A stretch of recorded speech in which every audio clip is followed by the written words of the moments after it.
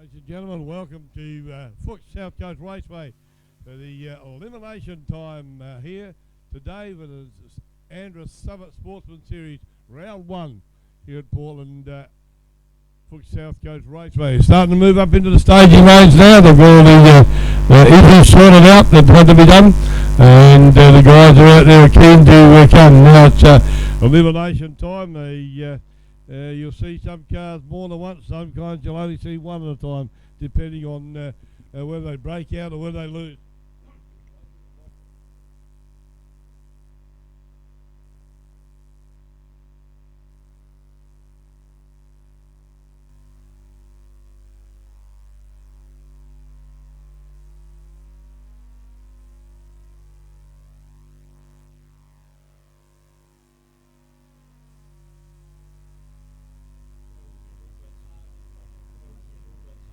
Okay, folks, here we go for the first run of the day. Okay, folks, here we go for the first run of the day. This side, over in McDonald's Lane 1, and this side, we have the BC Commodore, 3 or 4 Matthew Gray. Burn out the other lane, we got a burn out the other lane, we got a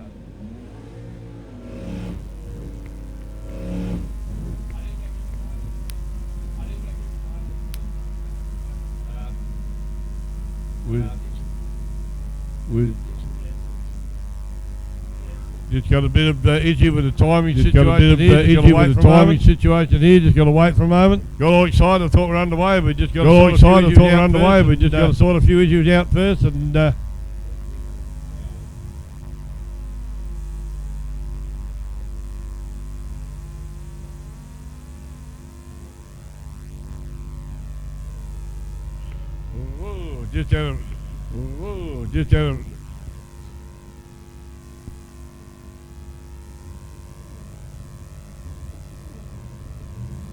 okay, HJ holding over there in lane 1. HJ holding over there in lane 1, and Anton and Matthew Gay over here in lane 2 and Matthew Gay over here in lane 2 and McDonald's lane 2. The General's cars. The General's cars. Here we go, first run of the day. Here we go, first run of the day. Fuchs South Coast didn't have to raceway. And Matthew jumps off the line. He's being chased down. I think he's been passed in the HJ of Anton there. Going to Anton, goes through a 7.157 and 91.92 to a 7.562, 92 mile an hour to Matthew Gay here. In lane 1 we got Peter O'Connell in the old HB Tirana with a 250 Ford power. And in the McDonald's lane 2 we have Rod Kerr, the local guy from Portland. Peter O'Connell from Modbury Heights in South Australia.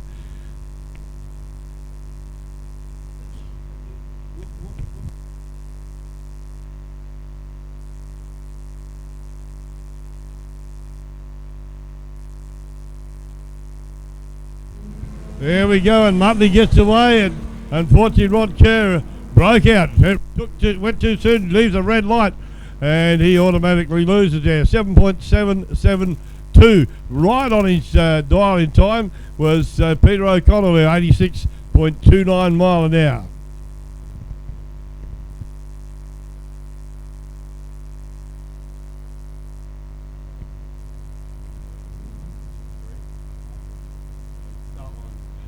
Over in lane 1 we have Kyle Tanner in the little LJ Tirana, and the Chevy Camaro over here, Gartha here, 77 V8 Chev, 377 V8 Chev power, gets a 253 Holden in the little Tirana over there.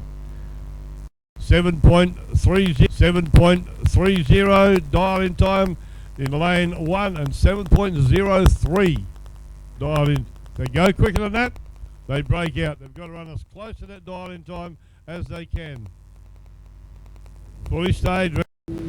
And Tirana jumps out. Not the best reaction time. Looked good from here, but not too bad. And we got a 7.315 right on the knocker for the Tirana with 7.020.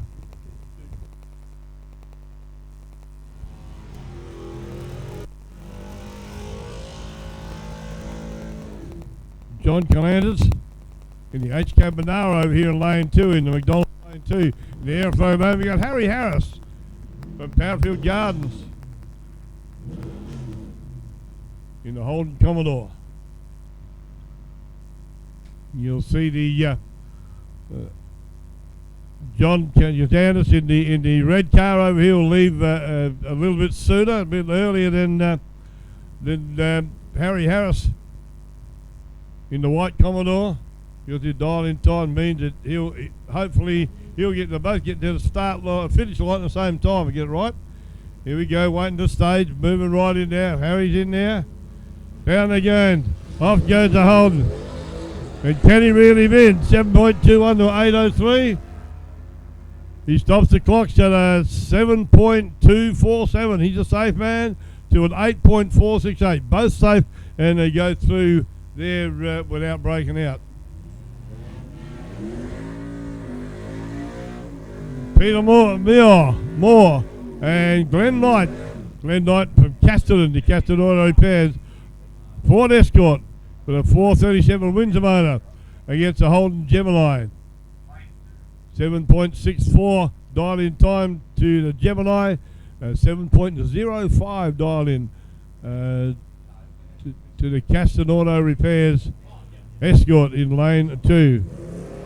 Jumps off the line and pedal they go. Good reaction time to both guys. Shooting down the track. The Gemini goes with a 7.64. Right on his dial-in time and to a 7.013.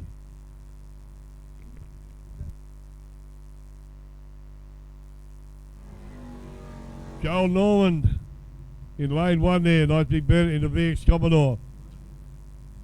And the Holden Gemini, Jody Kendall over here in the McDonald's lane 2.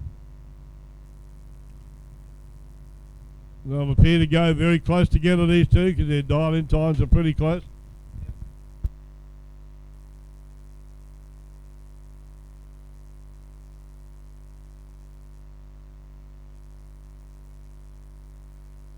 .02 miles an hour.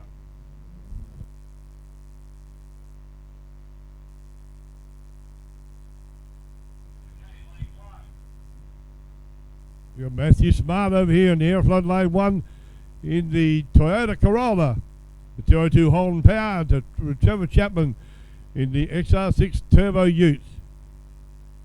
You'll see the Turbo Ute leave the line first. You got a slower dial-in time to the little Corolla. Both guys in South Australia. There you go. Can the Corolla really win? They're going pretty quick down there. The Corolla runs from Matthew Smart, goes to a 7.009, right on his dial-in time to a 7.428, which is under the dial-in time of the Trevor Chapman there in the XR Ute. Rob Camilleri over there in lane 1 in the orange HG Holden. And Simon Lazaro in the HQ Monaro in the McDonald's lane 2. Pretty close dial-in times here, so it won't be much difference with these guys leaving the line together. Only fractionally, be good to watch and see. And off they go, just quick. Not real good reaction times with either of these guys. The HG Holden goes with a 7.236. He's safe, to a 7.550 to Simon Lazario in lane 2. Bit of Ford action coming up now. Got Samuel Franzi in the Ford Fairlane, the big white Ford Fairlane over there in lane 1. 302 Ford Power, David Jarrett from Mount Barker, the XY Falcon with a 351 Clevo. 7.28 dial-in time for the Fairlane to a 7.00 to the XY. Both guys moving up into stage. One, David Jarrett's playing a bit of a game, waiting for him to get in.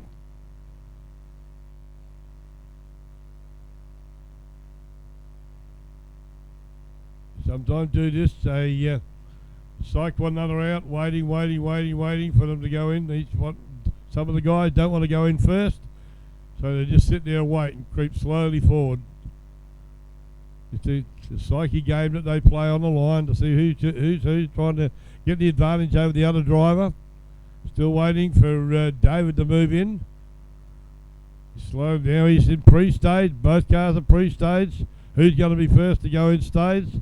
They're certainly playing the sight game, these two boys. I don't want to go, you go. No, you go. No, look at them. Waiting. Who's going to be the first in? Slowly. Oh, I haven't seen this done for a long while. No, the XY's in. Still waiting on the fair lane. Waiting. Here we go. Finally, they're both in over wagon. And Greg Holland over here in the Holden 1 tonner in lane 2. Smokes those tyres up, gets them nice and warm. Got to find B for reverse, coming backwards now. Meanwhile, Paul Jennings in the Nova wagon is creeping slowly up into stage. While Greg reverses back. Here we go, moving forward into stage now, both cars. Paul Jennings is in pre-stage. Dutchie moves up a little bit there. Both cars pre-stage. Dutchie's fully staged. Waiting for Paul Jennings in the Nova wagon to move in there. Here we go. Can Dutchie run him down? A lot of difference in the dial-in times here.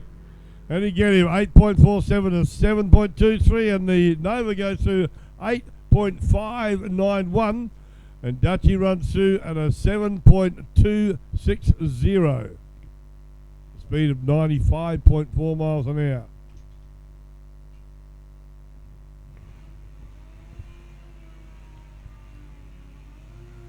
Dave Yanko over there in lane 1 in one of the vehicles. He's driving his street car in today as well. Also, he got that wild ute that pulls the wheels off the ground. And over here, Michael Bridges from Goolwa in South Australia in the Chrysler Centura. 265 Chrysler powering a 304 Holden motor in the Commodore over there. You'll see the Commodore leave quite a bit before the Centura does, because of their dial-in next times.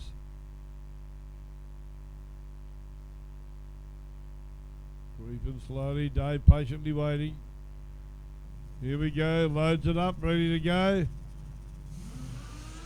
And the Centura gets off with a fair bit of wheel spin, had the button off to let the tyres grip again, and shoots down to a 7.506. To Michael Bridges in the Centura to 8.934 for Dave Yanko. Chris Tatchell in the red Holden Tirana in lane 1, 308 Holden power. And Scott Cleary, our tech man, in the VL Commodore with a 383 Holden motor. A lot of work done on this car in the off-season, has Scott, and dead set keen. He had a little drop what he was doing up here and raced down to get in his race car to come out. This will be the final elimination round at this stage in Super Street. Waiting for Scott to move in, and down go the trees. Whoa, not good. Fire up and a stop from Scott. We don't know what sort of happened there. The boots come up. And the Tirana goes through at a 7.571, 80.21 miles an hour. So not sure what happened with Scott there. Possibly something broke. We're not really sure, but it looks like he's stuck. May have done a diff or gearbox. We're not sure there, but a bit disappointing. He got out with a sort of a smile on his face.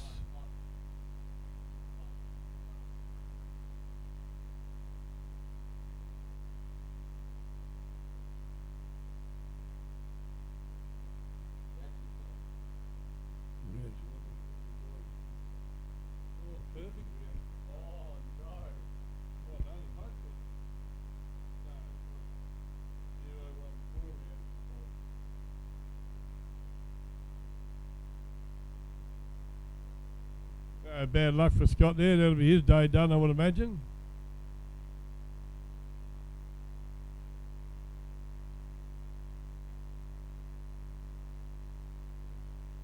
He's still smiling, shrugging his shoulders. Sure what's going on. Poor old Scott there. Keen to race. That's the day done though, unfortunately. But he's still got a smile on his face. That's drag racing for you. Sometimes you're lucked in, sometimes you're lucked out. And that was, as I said, the final round, first round of Super Street. In the first round of Junior Dragster coming up now, with all the JD boys and girls waiting patiently down there in their Junior Dragsters to come out and put on a show for you all.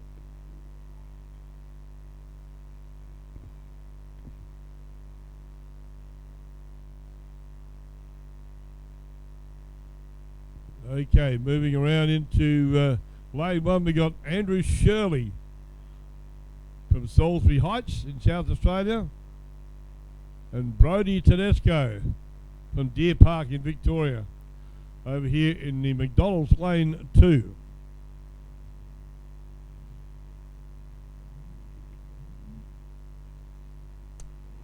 And you'll see the Broadstar Junior Dragster start quite considerably earlier than than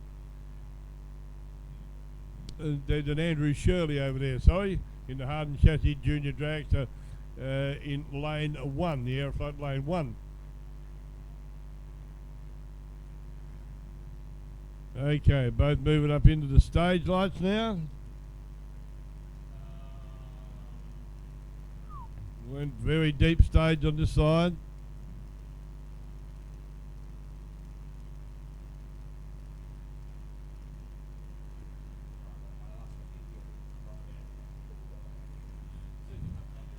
Waiting for Andrew to move in a little further. The lights at the top of the tree. Both sets of lights have got to be on for it to be fully staged. They can't start. The starter can't let them go until both lights are on in this stage. He's trying to rock the car slightly in the stage. You see him bounce. There we go. Finally got it. Here we go. Off goes the Brodie Tedesco. Long way. And will he run it down? Looks like he's going to go close to running it down. I would say, yeah, goes through. Andrew goes through at a 8.692. So that's a breakout to a 10.805 to Brodie Tedesco.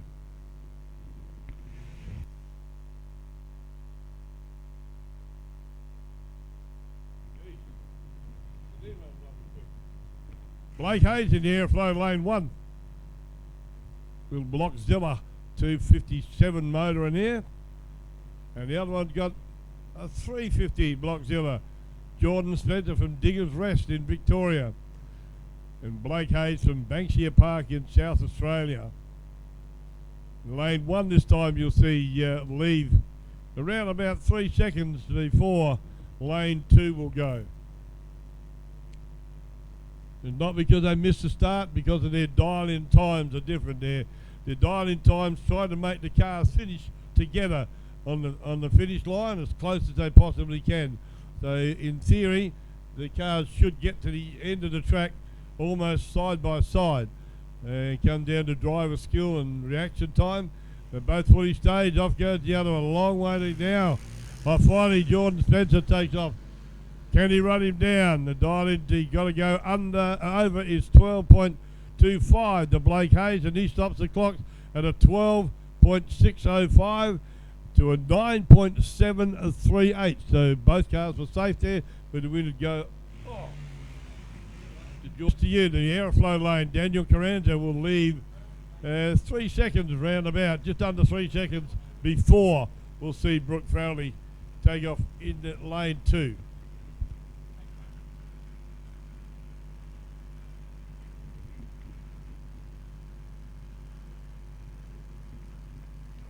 Nearly ready to go.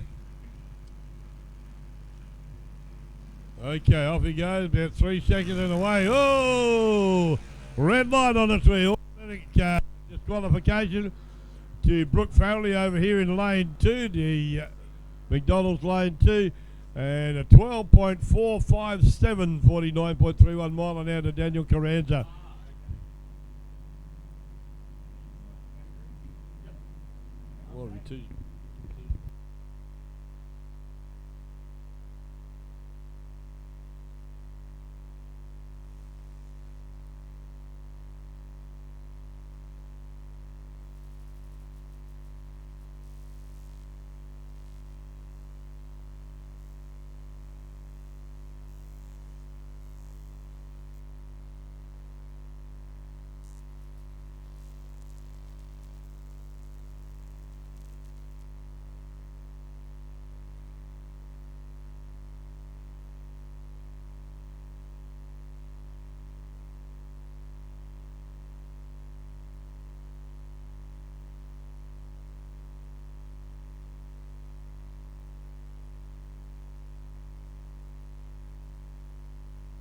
Okay, back in there, lane on Sarah Donnelly over there in lane 1 from McDonald Park in South Australia, and Jake Bennis from Werribee in Victoria over here in the McDonald's lane 2. Off they go.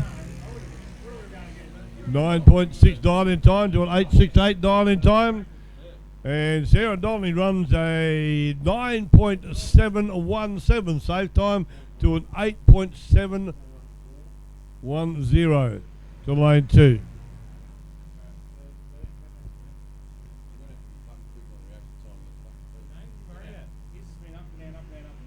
What happened to you?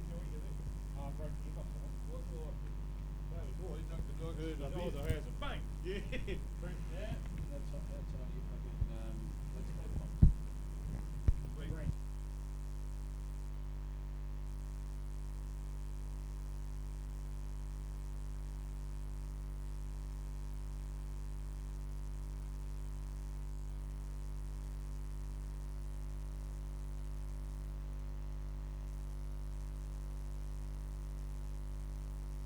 Okay.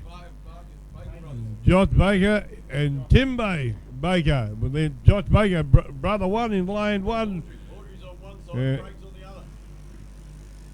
Off we go, the Baker brothers. Reaction .029.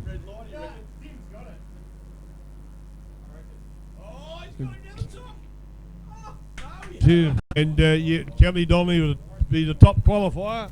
She's got a dial-in time of 8 seconds even, so she gets a bye run as top qualifier. Being waved into stage now. My mum, I would say it is. Kerry Donnelly.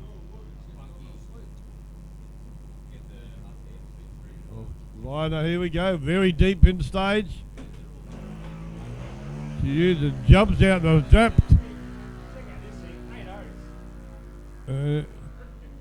She'll go through the 8.078. Really hard. That's really close to a dial-in time, and will be hard to beat if she keeps driving like that, Kelly Donnelly. Okay, that was the last of the junior dragsters. We're into the bikes now. And we've got my mate Dutchie back, and he's going to have a shot at you. There you go. Thanks, Dutchie. All right, Pete. No, looking like a good racetrack already. There's been some upsets. There's been some surprises. There's been some breakages. And I tell you what, when Timmy Baker comes back, it's going to be all smiles. Have a look at him. Josh coming back. He's going to be staring at that steering wheel. I tell you what, he had the trash talk going before that race. But brother Tim sorted him out. Don't worry about that. Josh is going to be shaking. Here comes brother Tim down the return road in the junior dragster. He's going to be absolutely smeared. Josh with the trash talk before the race. Timmy took it out. Sensational stuff. Right, here we go into the modified bike. We're into round 1 eliminator, ladies and gentlemen. If you lose, you're on the trailer. You're going home. We got Matty Allen, Aeroflow lane 1. We got Andrew Barker, from Mount Gambier. He's on the Honda Fireblade with a big shot of nitrous over here in lane 2. Matty Allen's dialed in a 5.50. Andrew's a 6.70. So nearly a 2-second head start to Andrew in lane 2. Matty's got to chase him down, get in front of him, but not go under that 5.50. Oh, he's red lit. He doesn't have to. He red lit. And Matthew can drive this thing out the back door now and test that dial in. Lucky he did, because he just ran a 5.48 and broke out. But first beats worst. That's right, the .033 on the wrong side of the green to Andrew Barker. Hands the win over to Matty Allen. And Matty be thankful for that, because he just tested the dial in and went even quicker. So he'll be able to adjust that dial in come around round 2. Here comes Luffy up against Robbie Casa in the Ballistics sponsored modified bike that's had a bit of drama in the burnout box. This is going to be another upset.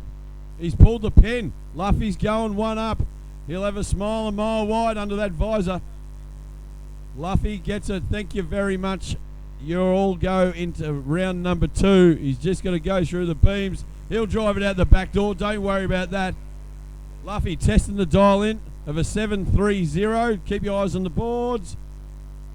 Just trundles down, no dramas with a 7.71 at 84 miles an hour. No need to Struss. Oh, that's disappointing for Rob Casser. He'd be very disappointed. Sponsor of this modified bike bracket, the Ballistics. For all your motorbike spare parts, either on the track or on the road, go to Ballistic Performance. Go and tap Rob on the back. He might be testing out his shop during the week just quietly to find out what the drama was on that bike. Next up, we got Darren McGregor in the Aeroflow Lane 1 on the CBR 600. His best is around about a 700. He's dialed in a 705.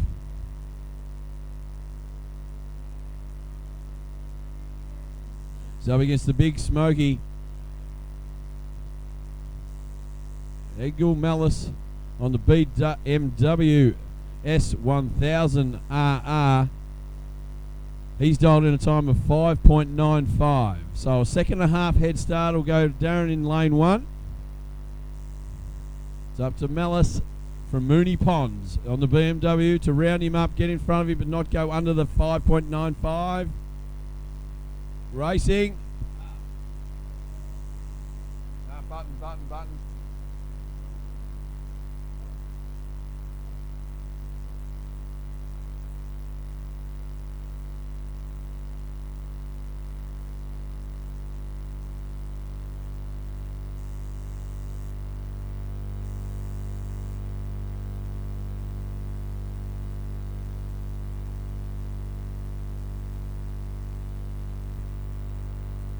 Tree didn't want to come down after that start.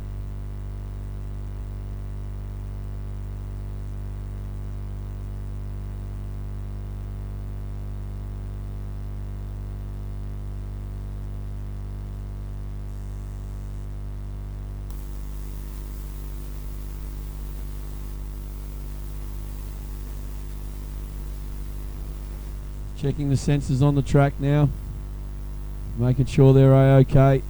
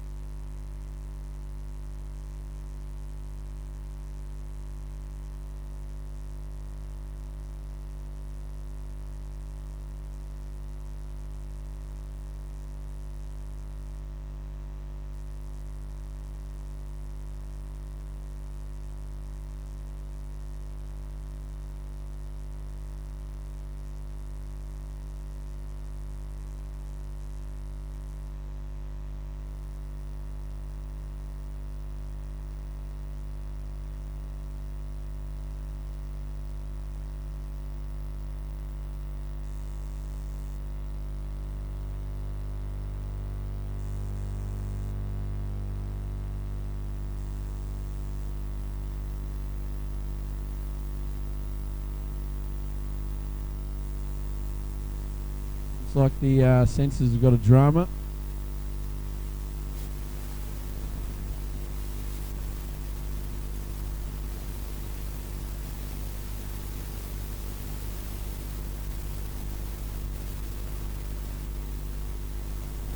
Looks like the pre-stage light in lane 2 decides to come on whenever it feels like it.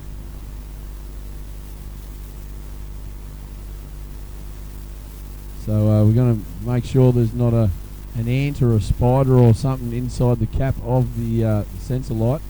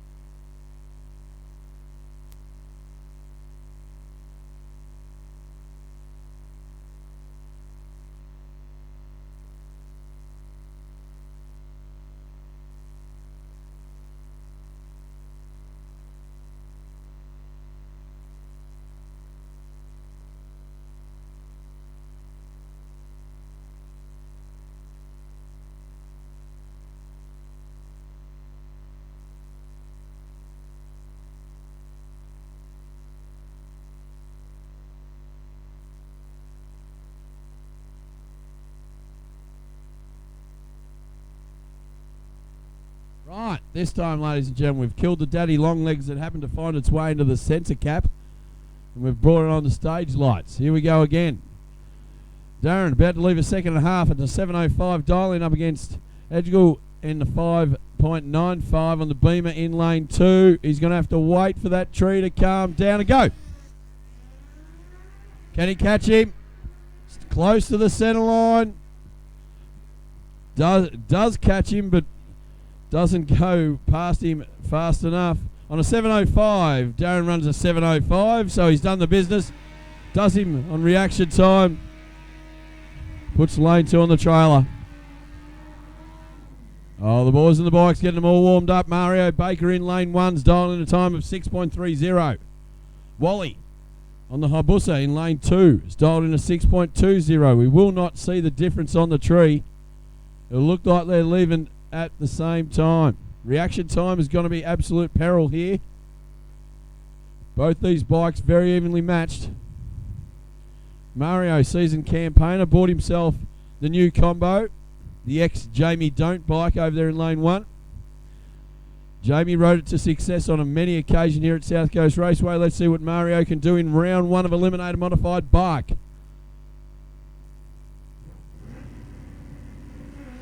Oh, red light to Mario.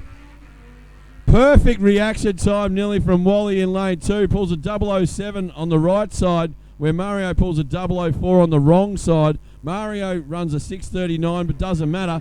The 6.28 on a 6.20 dial in to Wally in lane 2 takes the win. Mario's in the bar. Shane Walker, lane 1 on the V-Rod Destroyer Harley Davidson 1300cc machine. He's dialed in a time of 5.95. Johnny Island on the Suzuki Vulture 1300cc also. He's dialed in a time of 6.76. Just over half a second head start to Johnny in lane 2. Let's see if Shane can get the Harley up and about, out and around him. It's been the first person out's been taking the win. The chasers haven't been successful so far in this class. Let's see if Shane can make that different.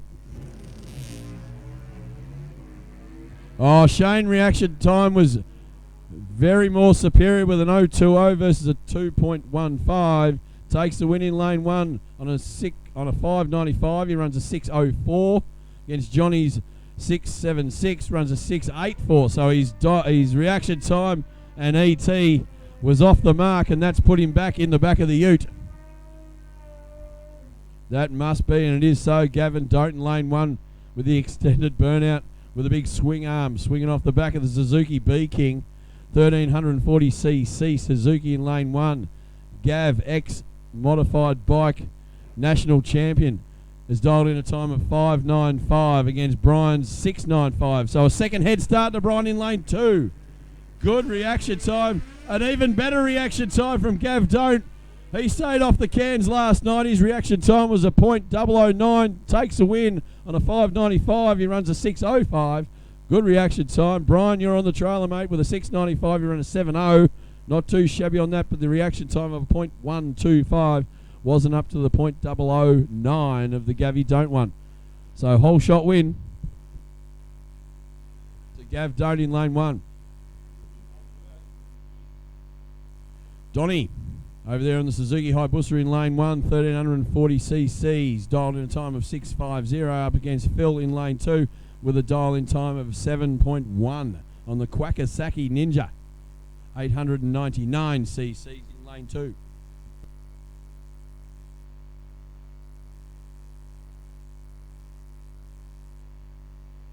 Phil gets off the line nicely. Very sloppy start from Don in lane 1, but he looks like he's made it up down the top end of the track to take the win on a 6.50. He runs a 6.63 against Phil's 7.10. Phil's blown it out to a 7.7, so that's where the difference was. Difference was Phil didn't make it down anywhere near his ET. Dial in. Rightio. Aeroflow lane number 1, Greg Sparks. Sparksy, Clubman of the Year here at South Coast Raceway last year. Put a lot of work in here last year at South Coast Raceway. Did Sparksy over there in lane 1 on the Suzuki Hayabusa. 1300cc Suzuki. He's dialed at a time of 5.90 up against the Snag in Gale.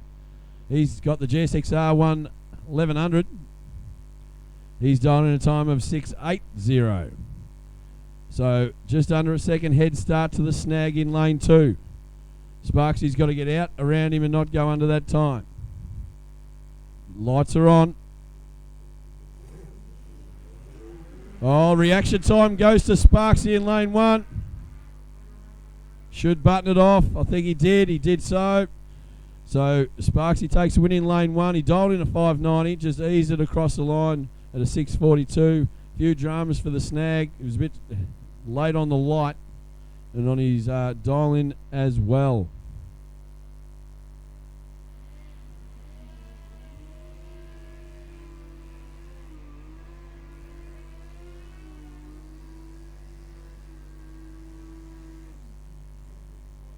We got the Colonel, Brendan Sanders, in lane 1 on the Yami. He's dialed in a time of 6.75. I'm against Jake McFarlane from Mount Gambier on the Hayabusa, 1300cc Suzuki. He's dialed in a time of 5.57. So just under a second head start to the Colonel, Brendan Sanders in lane 1.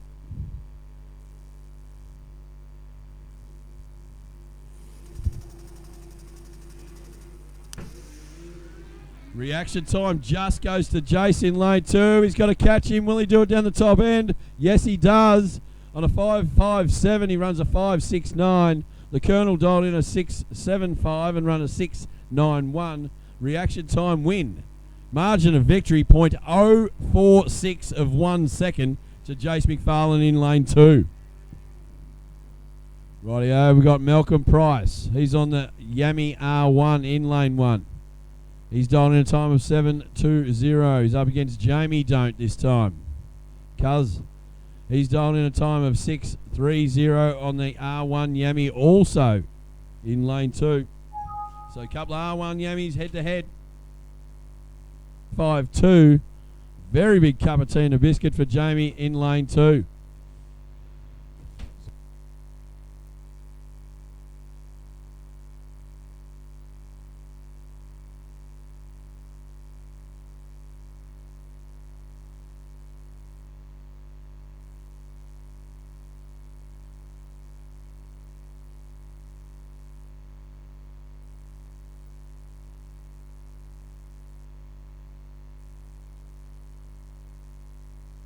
And that was the last round for the bikes, ladies and gentlemen.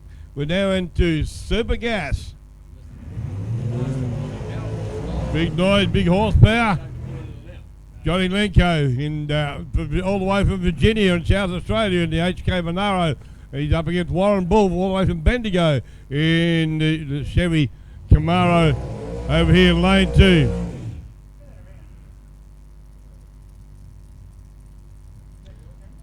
Identical dial-in times here of 6.3, so they both leave heads up when the lights go green. Both world cars will leave at the same time.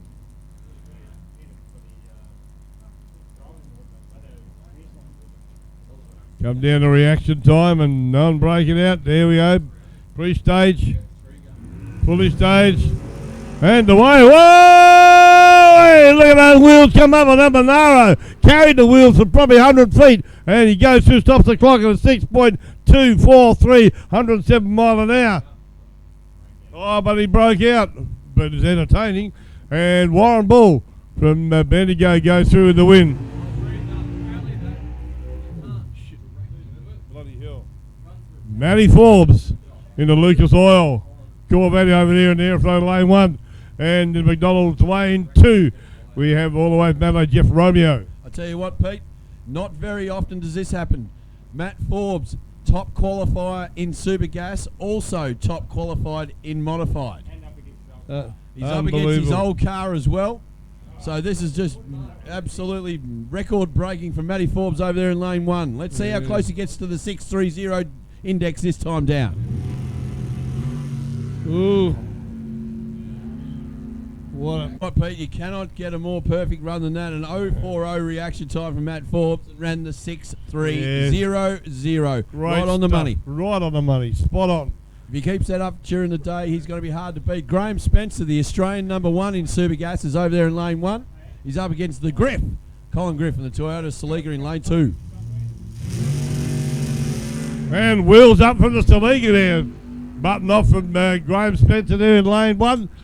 And he goes through at a 6.293, but he breaks out.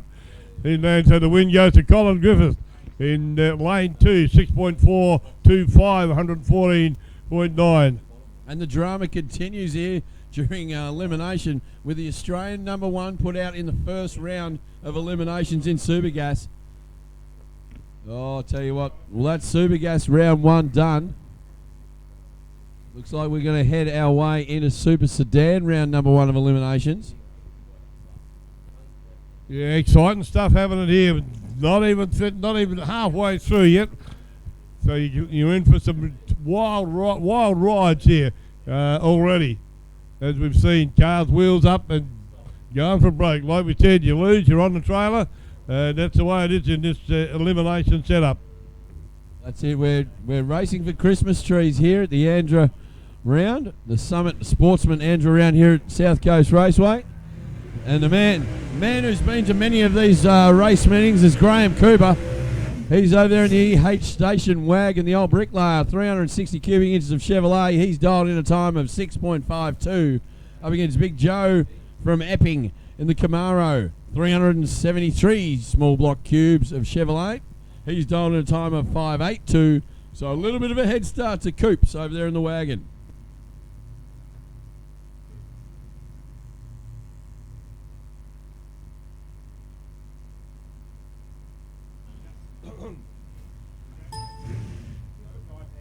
Yeah, Joe's crew walking around the car making sure everything's good. You've got cameras on both ends of the car to record what's going on. They can not only take good pictures, but they also record the characteristics of the car. If they need to make any adjustments, they can go back over the footage and have a look just how the car reacts when it leaves the line.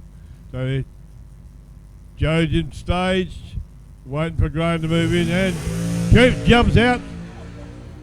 0.003 reaction time. Whoa, spot on. 6.562 to win to Graham Cooper there in the bricklayer EH station wagon. On a 6.52 dial in, runs a 6.56 first thing the Sunday morning. He's got to be happy with that, Coops, with a great reaction time, as Pete said. That's what he's all about. He's done this many a time, and he'll be hard to beat coming deep into this elimination stage. Steve Hunt in the XW panel van, 408 cubic inches of stroker Ford. He's up against Lance in the beautiful Chevy Camaro, the 68 model that everyone likes. 400 cubic inches of Chevrolet, so not too much in the cubic inches, but pretty much just under a second head start to Lance in the Camaro. Watch the panel fan get out of the hole. He's dialed in a time of 6.46 up against Lance's 5.69 in the Camaro.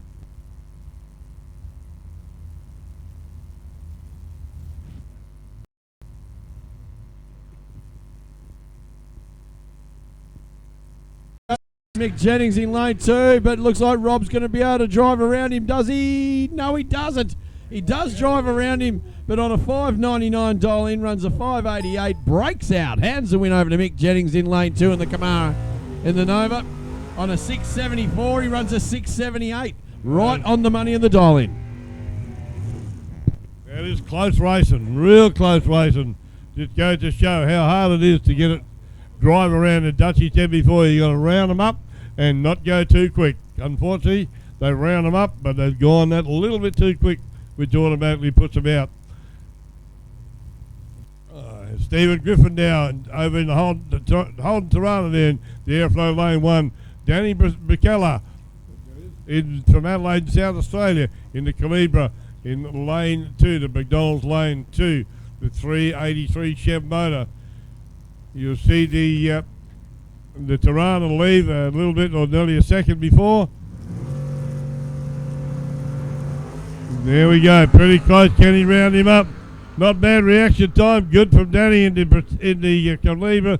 And he goes through at a 5.663. Almost right on his dialing time, 119.15 mile an hour. Good reaction time, as I said, 0.037. That would have won him the race. Ford Cortina now. 393 Ford power. And Michael Ruin over there in lane 1, in the airflow lane 1 in Valdo Churick, all the way from Adelaide in South Australia. In the Nissan powered, or the Nissan S14 with a, sorry, not Nissan powered, the Nissan S14 with a 410 Chevy power. Good looking cars, both of these, and they go pretty strong too. The Cortina will lead the line first with 6.39 dial in against a 5.64 dial in from the Nissan in lane 2. Nissan running a lovely 410 cubic inch Chev X-Sprint car engine. It's got the Hillborn injection poked through the top. 5.64. Let's see what he can do. He's got to chase him. There hasn't been too much luck for the chasers so far, Pete. No, it's been a hard thing to do, as we said before. And both get off the line clean. Not good reaction times. Door handle. It's Mick breaks out in lane 1 in the Cortina, hands the win over to lane 2 in the Nissan. Runs a 5.799 on a 5.64, so pretty safe there. Better reaction time, played the day. Had to try and chase him down after the sloppy reaction time in lane 1. Got the job done, but guess what? Broke out in the process. Hands the win over to lane 2. Andrew Darby. He's in the VK Commodore Station Wagoon. He's in the twin turbo 355 cube Wagoon. He's up against Kane Reid in the HB Torrey 355 cubes of Holden. He's dialed at a time of 5.98 up against Andrew's 5.10. Not much in this. Ooh, carries the wheels off the line, the little HB Tirana. The reaction time very slow, but got away big time. Goes through to 5.477. Andrew Darby in the VK Commodore to a 6.042 to Kane Reid in the HB Tirana. Tell you what, I don't know what kind of night that Andrew Darby had, Pete, but it might have been a big one with a reaction time of 0.935. That's nearly a cup of tea, biscuit, and put your smoke out before you left the line then. There was pretty much all she rode after that light, and Kane Reid just had to drive through the light without breaking out, and on his 5.98 runs his 6.04. Pretty safe in the end. So Kane Reid goes through. Darbs can go back to the bar. Yeah, might need one after that too, yeah.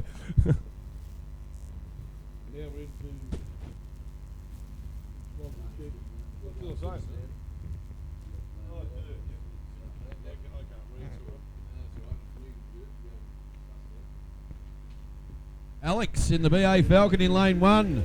Small block stroker of 427 cubes in the big yellow machine. He's up against Brent Matthew from Gawler in South Australia. He's got the 400 cube Chevrolet jam-packed in the front of the HT Holden. He's dialed in a time of 6.72. Alex's time is a 5.95 over there in lane 1. So a bit of a head start to Brett in lane 2. See if Alex can do what a lot of haven't, Pete, and chase him down and take the win without breaking out. Yeah, another interesting situation we got here. Chase him and don't break him. That's a go. Revs are up big time, man. Both cars got off the line. Very close to react time 0. We've got a double breakout, ladies and gentlemen. Yeah. Double breakout. And it looks like the win has gone to Brent Matthew in lane 2 by a margin of victory of 0.0024 of 1 second. That's a lot of zeros in a second. I tell you what, Pete, that's be less than, it was an inch of victory, and that was a double breakout win. We're talking about chasing down. We're talking about breaking out, Pete. Scotty Rowan all the way from Ballarat. The LJ Torrey in the 355 cube Holden is up against Ricky Smith from downtown Turandara in the 68 Camaro. 613 cubes of Chevrolet. Rick's dialed in a 550. He's going to have to back off to run that. Up against Scotty's 667. Scotty be off first. Oh, red light. Red light to Ricky Smith. She's all over before she started. Beautiful reaction time from Scotty with a 005. takes the win on a 550. Rick broke out as well and run a 544. So that's just his only run for the day. Scotty 667, he runs a 668, so he's going to be happy with that run with a 005 reaction and a thousandth of a second off his dialing. Nice burnout from Chris Theo in the Chevy Camaro here, the 400 Chev pound motor. And he's up against Johnny Capiers, the Australian #1 in the HQ with a 400 Chev power. Both cars got 400 Chevy V8s in them, and you'll see Johnny Capiers dials in a 6.13 to Chris Theo at a 5.65. So Johnny Capiers will be off the line fraction before Chris Theo. Can Chris Theo drive around him like we talked about without breaking out? That's the tough call for the day by the look of it. Both in from the stage, revs come up, the lights go down. And Capiers gets away to 0.10 reaction time. Can he go through for the win? 6.4 he runs. So that's a win. No, the win to Chris Theo in the Chevy Camaro.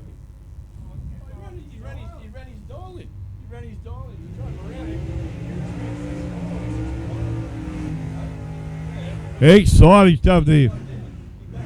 Boys are getting excited up here. Unbelievable. Capiers got to the top end then, Pete. Backed off, thought he had the win. Chris Theo kept the pedal to the metal and drove around the #1. There you go on a 6.13. Johnny ended up driving a 6.4. Theo drove to his exact dial in to run a PB and drive around the Australian #1. Andrew Johnson from Warrnambool in lane 1. 009 reaction time. George in lane 2. Andrew can do it. Breakout. We've got another breakout in lane 1 on a 569. He runs a 568. Nothing in it.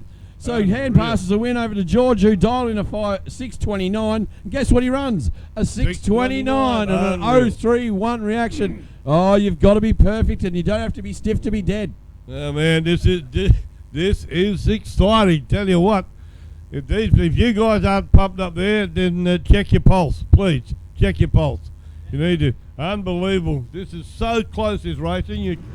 You're too hard to pick for us, I can tell you. Big Chevy, 57 Chevy, a 565 V8 Chev power. Ned, the big Ned from Adelaide, South Australia, is having a go in the Ford Cortina of Bill Ferrugia from Hillside in Victoria. You check out Bill's front wheels in lane 2. 600s he's dialing up against Ned's 568 in lane 1. So the Cortina over the wheels in the air first. Keep the eye on lane 2, ladies and gentlemen. Whoa! Look at him go. Toy bounces it up and rocks it down the end. Oh, the win goes to lane 1 to Ned in the big Chev. Big Ned giving a big rev. An 044 reaction told the difference on a 568. He runs a 570, nice and close as well. The win goes to Ned in the big shed. Who we got here? Davey Yanko over here in lane 2 in the HQ Ute. Here's another one you want to keep your eyes on, mate. This is a beautiful car, and he loves the race of this man. He's up against Matthew Hogan over there in the Holden Gemini. This is going to be the race off the start line, Pete. I'll tell you what. Whiskers over there in lane 1's dialing a 620 on the Gemini. Dave's dialed in a 565. So the dial-ins aren't a factor because Dave should be able to run him down. Whiskers has got to get the reaction time sweet. He had a bit of a big night last night, and I dare say Dave had a couple of reds as well. So let's check out what the reaction time is going to be. It's going to be a telling race. The big 540 cubic inch Chev in lane 2. Dave Yanko should have this sorted. Looks like Yanko's got it sorted in the Ute on an 054 reaction on a 565 dial-in, runs a 581. And Mr. Whiskers on a 620, runs a 623, but the reaction time was a cup of tea with a .208. So, Dave Yanko in the Ute, Pete, through to round 2. And wheels up again, what we expect from him. It's entertaining to watch Dave drive. So, and here we go, we've got our #1 qualifier in Super Sedan, Mr. Glenn Henley. Oh, Oh, the ute, ladies and gentlemen, loves a skid. Don't you worry about that. The 350 cubic inch LS motor jam-packed in the front of those rails of that shopping trolley on steroids. It's about what it is too, eh? It doesn't get up. 1200 cc four-cylinder come out in one of these, Pete. I'll tell you what. If they brought out ones like this, they'd still be selling them now. Yeah, would they ever? You have to order one specially to buy one, I reckon. No, very entertaining little jigger this one. She gets up and boogies. And these guys are, they're from a long way away, go over the border in Mount Gambier in South Australia, and they build a very neat car. Very neat car, very well presented, and not only looks good, but goes hard, as you're about to see. Top qualifier, as we said, in a little Datsun 1200 ute. Glenn Henley, the brother of Brett Henley, who is, you'll see his name written on a fair few cars out here at South Coast Raceway. Chassis builder to the stars, he is. Can get a car to go straight, and a very tough units as well. Not to mention this thing, as we said, top qualifier in Super Sedan. Thanks for coming. And carries the wheels off the start line. A 0.084 reaction time goes to 5.38. Runs under, but a solo run, so he's safe, as we say. On a 551 dial in, runs a 553 out of the packet. He's going to be pretty happy with that. And that's how the Henleys roll. They roll that well, Pete. On Friday night in the burnout comp, Taylor Henley won that as well. Yeah, that's right, I did too.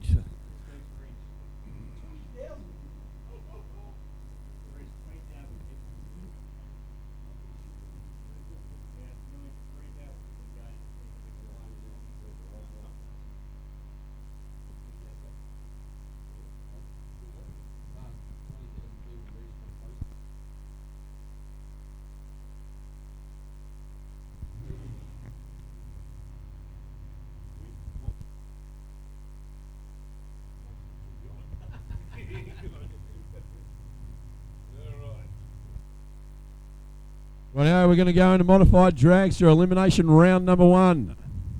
Jaden Talbot, lane number 1 in the front engine Dragster, 399 cubic inches of Oldsmobile Donkus.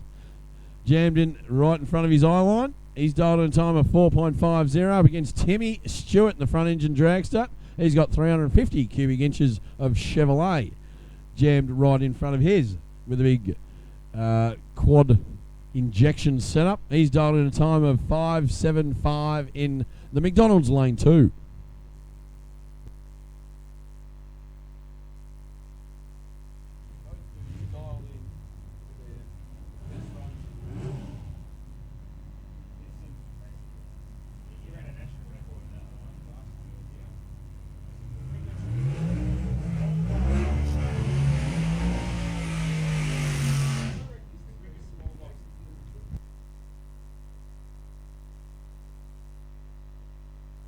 Just waiting for Jaden Tillman to back the front engine dragster, the CDRC front engine dragster. The fastest small block front engine dragster in the country is over there in the Aeroflow lane 1. Timmy Stewart's got it all to do. His dial-in time of 5.75. He's going to have to match his best to keep up with Jaden over there in lane 1 on this first round of eliminations, Pete. Yes, down to serious stuff as it has been all morning, but these run or go. It is their reaction time and knowing just how to drive, how hard to drive around or to stay in front for the win. That's what it is. You can't see much. You won't see them if they're way in front of you, but you won't see them if they're hanging beside you too well. They'll be going so quick down there, it ain't funny. Both cars are moving up into the stage now. Just over a second head start to Timmy Stewart in lane 2.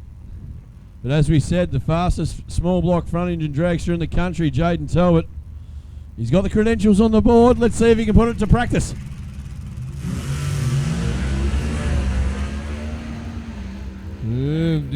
Whoa, yes. Looks like Timmy Stewart tried big time on his 5.75. He's run a PB of 5.74, but breaks out. Hands the win over to Jaden Talbot on his 4.50. Runs a 4.73. Carries the wheels most of the way down the track. Here we go. Derek Wills from Hackaway in Victoria in the 23T altered. 383 cubic inch Chevrolet. He's in lane 1. He's dialed in a time of 4.97. Up against the queen of drag racing, Leanne Braggs, in the undercover Dragster. 565 big block cubic inches of Chevrolet jammed under that scoop right behind her head. She's dialed in a time of 4.64. So it's going to be about 0.3 of a second head start to lane 1.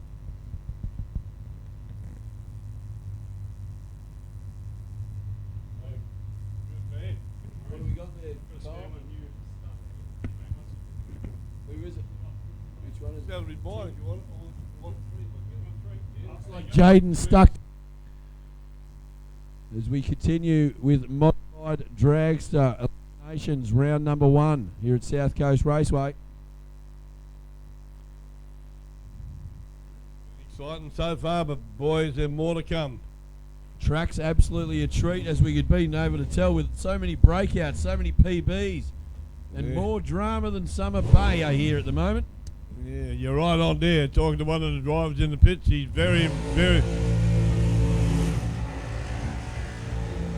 First time here at South Coast Raceway, very impressed with the grip the track's got.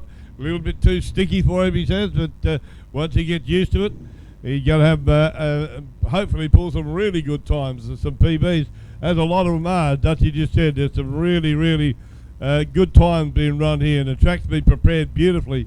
Even with the rain out yesterday, it's come up a treat today. Not only the track, Pete, but the air temp is absolutely phenomenal for horsepower today. Yeah, couldn't get any better, could you? Nice overcast and the temperatures, like you said, just right, and very little wind, just enough to be pleasant. It's all good. Rightio, Derek Wills, as I said, 4.97 on the dial-in, just a couple of ticks ahead of Leanne Braggs on a 4.64 dial-in lane 2. Leanne.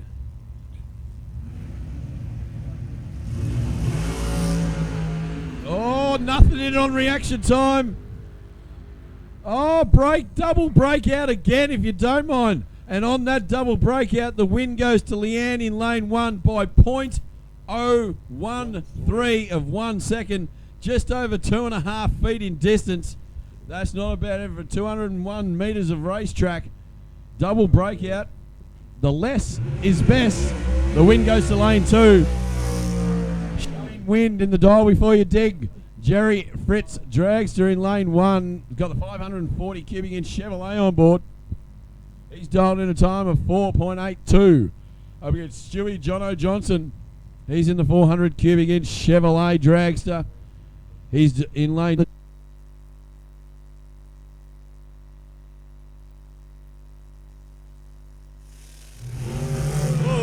Jump out the line. 0.002 reaction time to lane 1 to a 0.004. How close is that to reaction time? The win there goes to... No, he broke out. To Shane Wynn. So I couldn't see his name for a moment. In the lane 1, airflow lane 1 Dragster there. Beautiful run. On another breakout win, Pete. So we're seeing breakout wins. We're seeing people running even quicker today. Speaking of quicker, we got Craig Baker in lane 1 up against the bloke in his brand new car. Mick Braggs in lane 2. Bakes in lane 1. Got the small block 283 cubic inch Chev. Thing revs the suitcase out of it. Up against Mick Braggs with his 406 cubic inch Chev Mullins Dragster in lane 2. Mick's got this thing where he gets a car, wins a race meeting, then sells it. We were talking last night, and he's worked out he's gone through 4 or 5 cars a year. Wow. But he wins in all of them. The last 2 race meetings, he drove his mum's car and come runner-up. So he's in good form of running up. Craig Baker, season campaigner at South Coast Raceway. You see Audrey on the camera behind him in the start line. Bakes has dialed in a time of 5.32 in lane 1. Up against Braggsy's 4.79, to be precise, in lane 2. Let's see what happens here. Craig will get off first, but only just. Mick's going to chase him down and not do what so many have, Pete, and broke out. Yeah, that's going to be interesting to see. like I said, a dedicated racer at Braggsy, but can he drive around him, like you said, and stay within his dial-in time? Waiting for Mick to move in now. There we go. 0.34 reaction time. Very close. 0.31 reaction time. Oh, ladies and gentlemen, margin of victory 0.0016 of a second to lane number 1. Craig Baker puts Mick Braggs on the trailer. Tell you what, he'll be selling that car tonight. He won't like it at all. See Audrey and Josh, very celebratory over to the tow car. Simon Barlow, lane 1 in the rear. Engine Dragster, 584 cubic inches of Chev in lane 1. Dials in a time of 4.65. Kenny Shiny Stewart in the Fuchs Dragster, 400 cubic inches of Chev in lane 2. Kenny is dialed in a time of 5:01 in lane 2. And we're lucky again, Pete, that the sun's not shining because we'd all be blinded from those tablet covers of Kenny Stewart's Fuchs Dragster. They are one shiny thing. Unbelievably, aren't they? By God, and they're always that way too. That's why we got. Right, that's why we. Yeah, the inside of the motor's that shiny too. That's why we all wearing. We got tinted windows up here.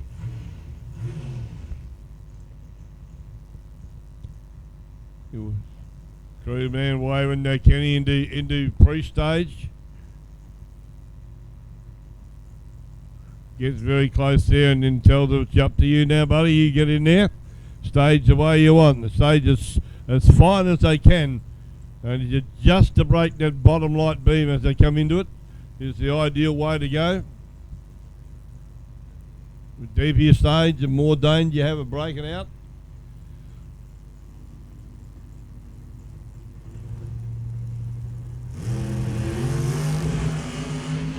Jumps off the line.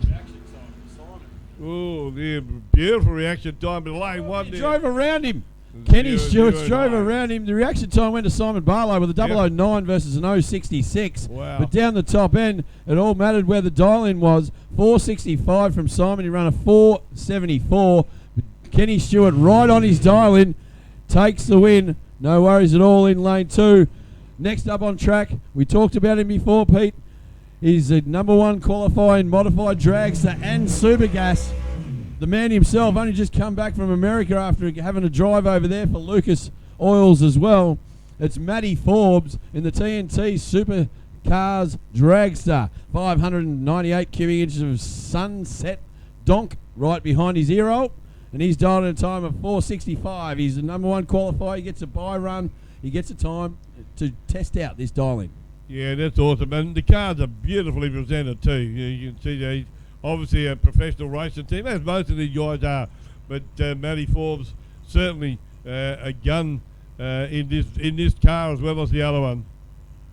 You watch him go shortly. He'll be pushing it down here to see how he goes. See if the track conditions are any different this morning.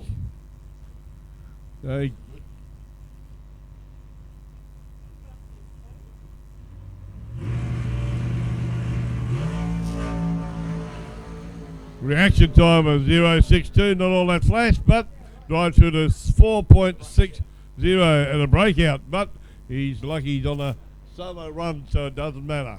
That's the way you test your dial-in. You drive it straight out the back door. The reaction time of an 0.62. His dial-in was a 465. He runs a 460. So he has the opportunity to change that dial-in coming around to round number 2. As we head into Top Sportsman. And the man himself, the number 1 in Top Sportsman in the country at the moment, Stewie, the Foreign Affairs Minister, McBain, is in lane number 1 in the Chevy Lumina. He's up against Jason Arbery out of the Henley Chassis Stable in the Capri, running the ex-sprint car engine in the front of this Capri.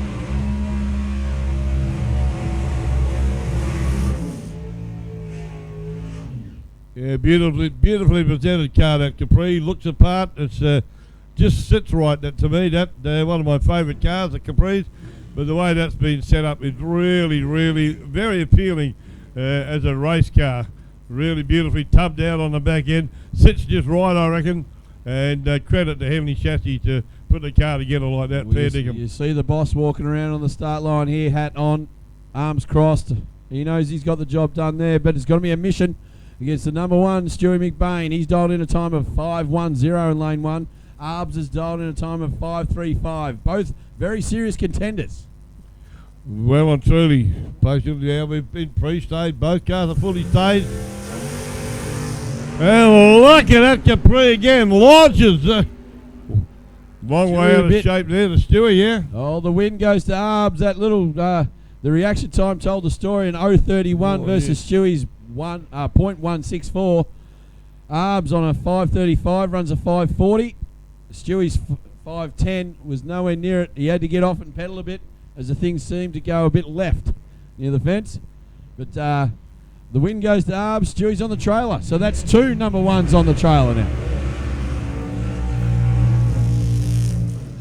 Big burnout over there in lane 1 from Philip Eufantitis. Again, Jeff Fitzgerald over here in the McDonald lane 2 of the LJ Tirana. Another one of the Henley Chassis car, the Tirana in lane 2. He's up against the Sniper Slow Truck, the 588 Cube Chevrolet in lane 1's dialed in a time of 4:90. Jeffy Fitzgerald with the Mohawk on. He's dialed in a time of 5:40 in the small block powered LJ Tirana. Another neat looking car. They build them well, don't they? By golly, it looks beautiful. Both of these jiggers out there, the truck from the fully imported from the States. Against a locally built Tirana, not only in an original state but also as a drag car being built. Dutchie just said by Heavenly Chassis. Watch him go. The boss is on the start line, as Dutchie said, watching this baby go too. Well, here we go, folks. And another beautiful launch. Can Fantandinas drive around him without breaking out? He broke out. So the unit Philip Eufantitis breaks out there.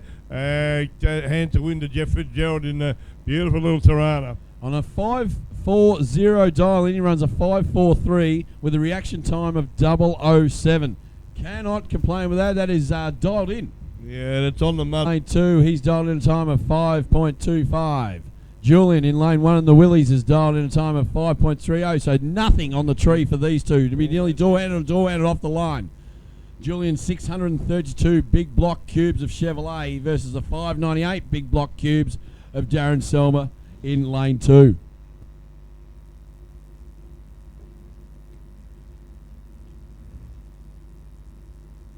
Just waiting for the ute to be removed from the emergency braking area down the top end. That's what the hold up is.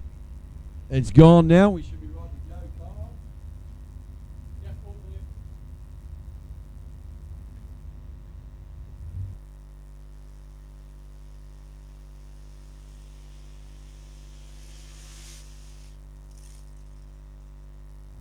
Big wild sideways burnout there in the GTO Pontiac there. A nice straight burnout from the Willies with Julian Crafter. Sorry, you got it right. They just call him Julian and Darren. I think it's easier for us. Beautifully prepared car, this Pontiac, but look at that Willies. Can't get past saying they're gorgeous vehicles. Love them forever. Even my t-shirt says that too, so.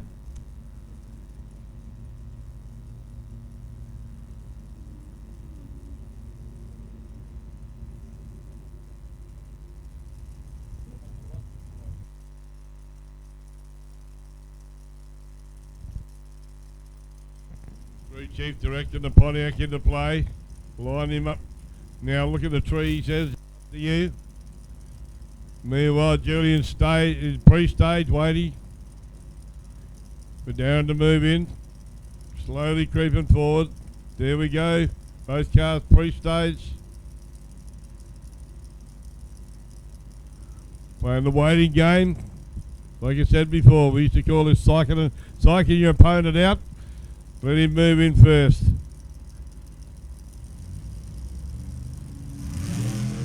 Oh, and the Pontiac leaves too early. Red light. Bad reaction time from both guys, but the automatic win will go to Julian there. And the Willies at 5.320, 104.49 miles an hour.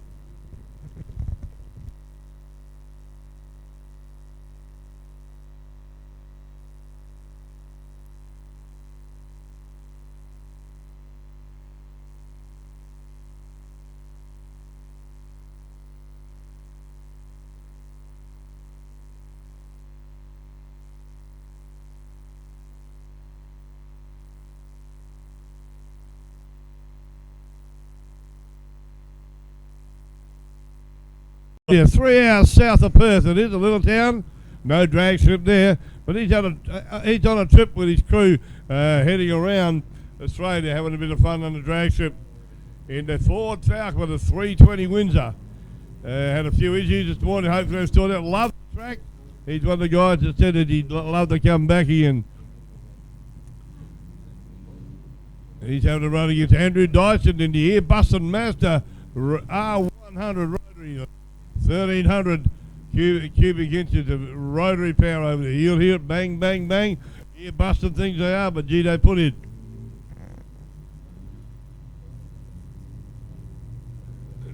Kim and the Falcon will be leaving a little bit earlier than the Mazda. Here we go. And Kim gets off the line with a good start. Ken, whoa, look at that little rotary go. And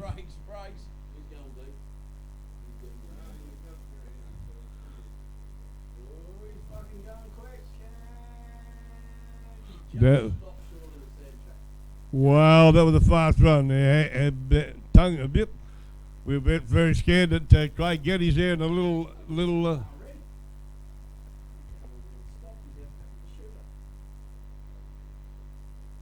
We're just checking it out down there. That was very close to going into sand trap. We'll see. By looking from here was Craig Geddes in the. No, that's not Craig Geddes. He's coming out in the little Mazda, and Kim there. He lost all the information. Good run from both cars.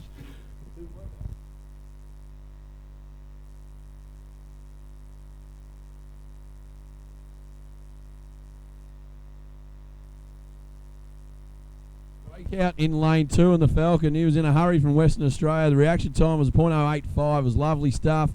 Going a 560. He ran a 521. Blew his dial in to bits. The Mazda on a 479 dial in runs a 498 at 152 miles an hour. Was absolutely travelling down the top end. Made his way into the emergency braking area. Chute come out. He didn't quite make it to the sand. He's packing the chute up as we speak, and he's moved out of the road now. We're all clear to get back into the action. But Andrew Dyson takes the win on another breakout from Kim. Like we said, it's all exciting here at Fuchs South Coast Raceway here in Portland. Well, it's too tough to predict, wouldn't you say, mate? Too tough to predict, by golly. It's all exciting racing, and this is only round 1. Yeah, listen to this little baby. Love the sound of this Pontiac funny car. The 526 cubic inch motor. Wayne Talbot from Clyde in Victoria. He's going to have a run in the rear engine dragster against Craig Geddes from Miners Rest, also in Victoria. The 284 Chev Power over there in the Aeroflow lane 1.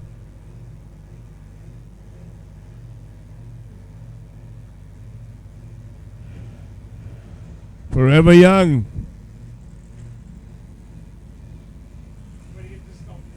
Funny car, what a gorgeous vehicle.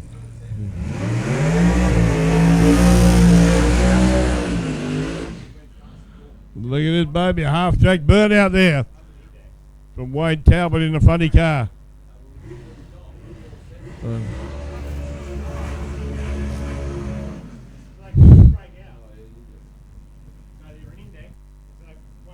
Another burnout too. Good burnout to Craig Geddes in the Pro Star Dragster.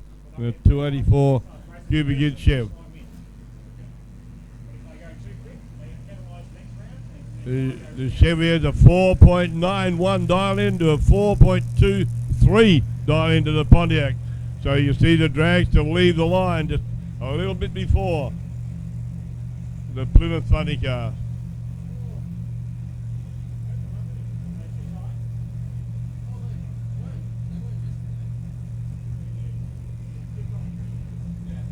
Crew done what they have to do, make sure everything's good on the funny car.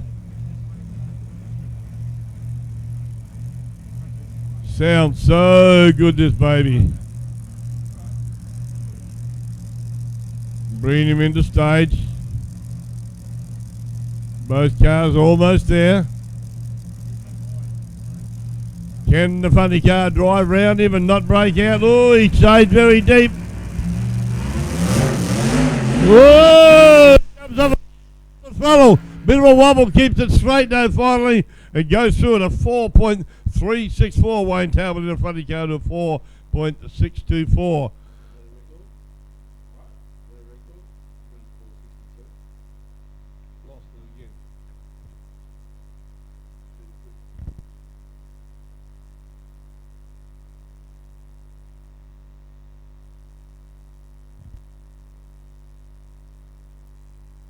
Another quick run, ladies and gentlemen, another 4-second pass.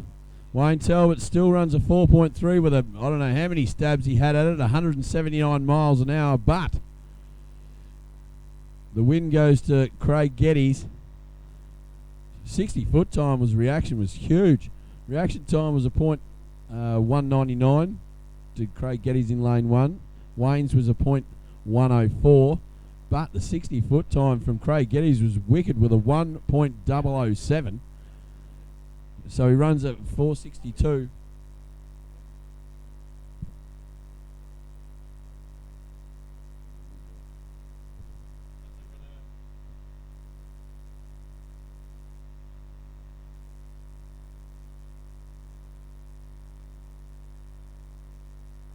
Shane Baxter up against Daniel Camilleri.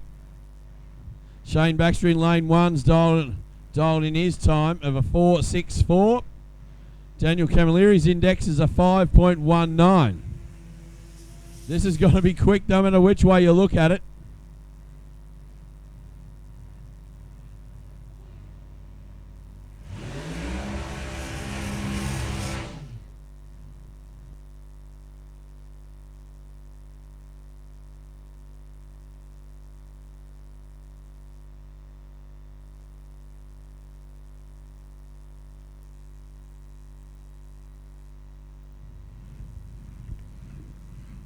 And this is powered Pontiac. It's a very quick little car. Can Shane and the Dragster drive round him without breaking out again? It's turbo versus supercharger, Pete. Turbo versus supercharger. Small block with a couple of huffers versus the big 365 cube Chevrolet with a big blower on top. Over there for Shane Baxter in lane 1. Listen to that thing hunt up into stage. Yeah, I love that when they do that. Absolutely beautiful. Stand close to them when they're doing that. It just shakes you right through.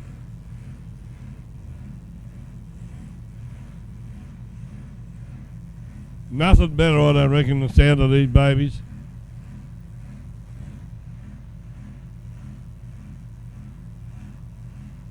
I don't know, but how tough's that ute driving through the stage, through the start line now? How tough is that ute? Look at that.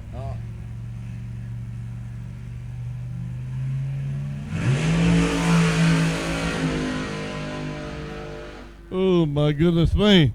And this was asleep on the start line, more than a cup of tea and a biscuit. You've had a 3-course meal as well. 2.559 reaction time. Very, very slow. The win goes to the Dragster there, to Shane Baxter with a 4.38. He's run a 4.38 at 137 miles an hour, so he's actually backed off down the top end. Unreal. And ran a 4.38 versus a 4.94 from Daniel, as the turbo car didn't get off the line as hard. So the supercharged car takes a win in lane 1.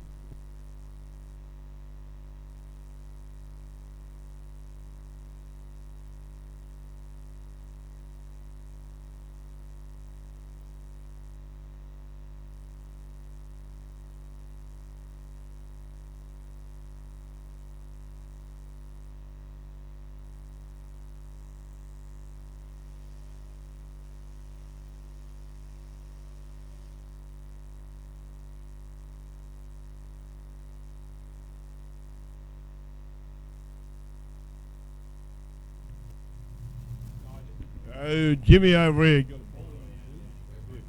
By run the VS Commodore 312 cubic inch power thing with a dial in of 6.18.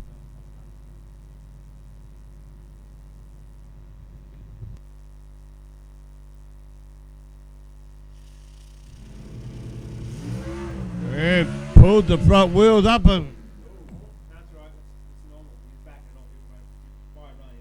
oh, there you go. It's a buy run, one of those where they just have a shot off the line for the launch and then just let it go through. So just save the motor and everything else, and then you get it from breakage. Some guys do that, some guys don't.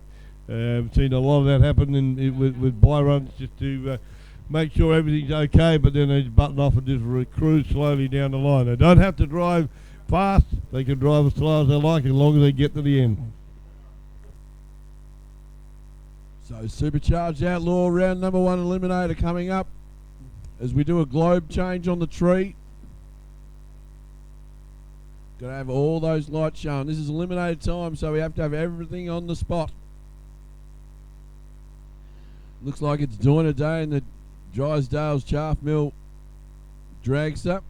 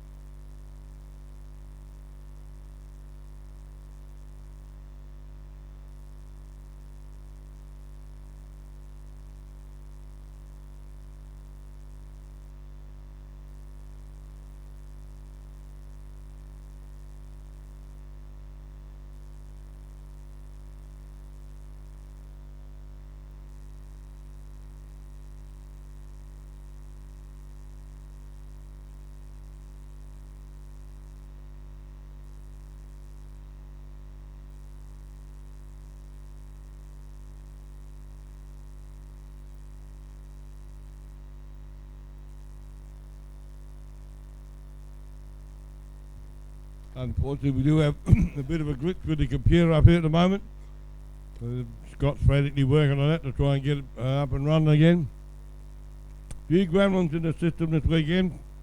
Hopefully we'll be able to sort that out so it doesn't happen for the next week.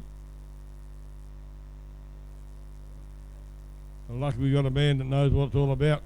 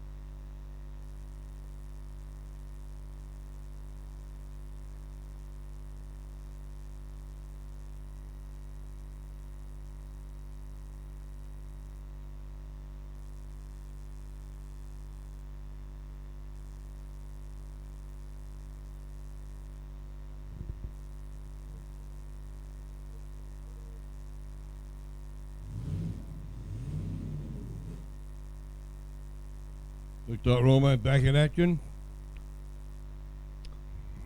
Thank you very much, Scott. Doing a day here. Now the Drydale Chaff Mill 355 Chev powered V8 Dragster.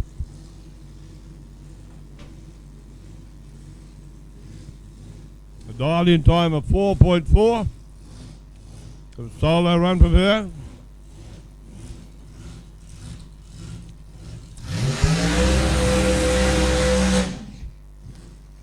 Got a fairly strong burnout. Will she go full noise? Or will she button off like the last guy did?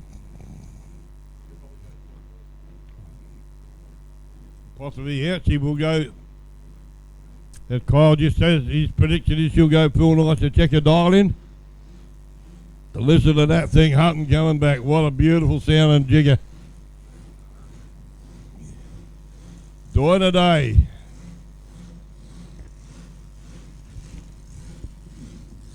Don't you just love it?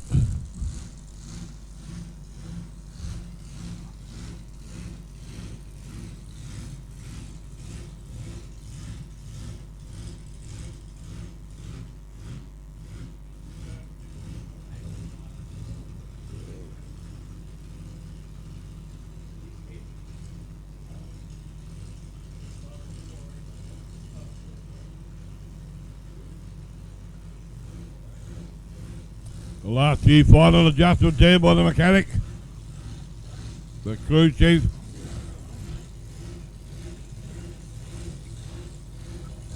Director up in the stage. You have to listen to and watch this little baby go. 9 a day from Junction Hill in Victoria. And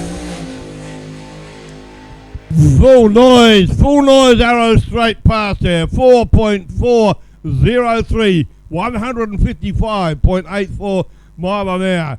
Right on the dial-in time, she dialed in 4.4 and runs a 4.403.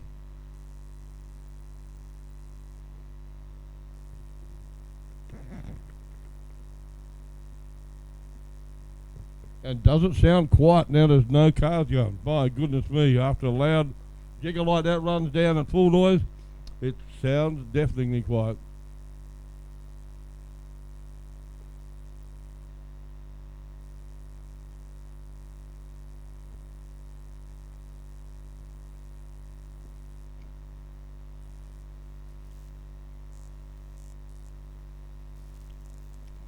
Couple of orders coming out down. Brian Lockman waiting patient down here, front lane 1. 511 heavy power against Paz Kelly in a 364 Chev powered Supercharged ordered from Warrnambool in McDonald's lane 1.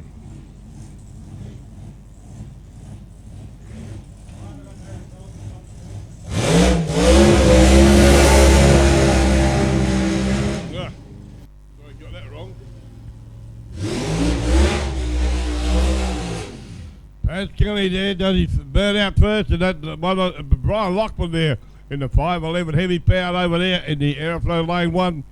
Another burn out too. Both cars about to reverse back down into the start line area. Paz Kelly from Warrnambool. Just a note, if you want to see this car in action on the 29th of November, the Warrnambool Drag Racing Club has a drag meeting at a burnout competition. I'd love you to go down there and have a look. This car should be in action down there as well then. And the new track going to be built fairly shortly at Koroit, just out of Warrnambool. These guys are doing a lot of work to try and get it up and running. So if you want to see this car and a lot of others in action on the 29th, Sunday the 29th of November, they have a big meeting down in the Warrnambool District Drag Racing Association. A big meeting and a burnout comp.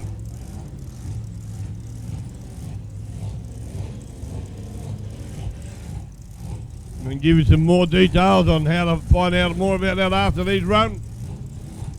Couple of very loud cars here. Brian Lockman in lane 1 and Paz Kelly in lane 2.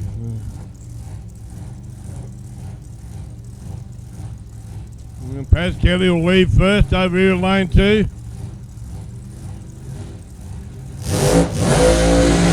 Jumps up the line. Can he drive around? That full line running. Kelly goes through at a 4.506 to a 4.376. Parachute didn't deploy. Paz Kelly, did he get around the corner? Looks like he may have. Very scary.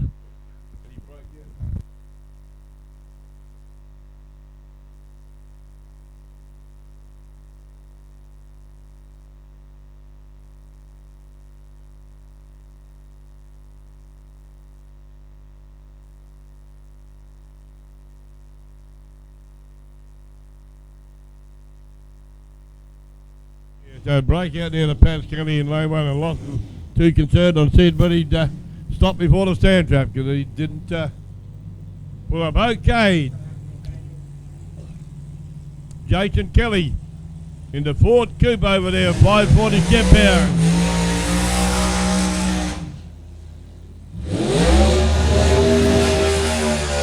Whoa! Sideways burnout there to Jason Kelly in the Ford Coupe. Over in lane 2, Warren Leonard, all the way from Highbury in South Australia.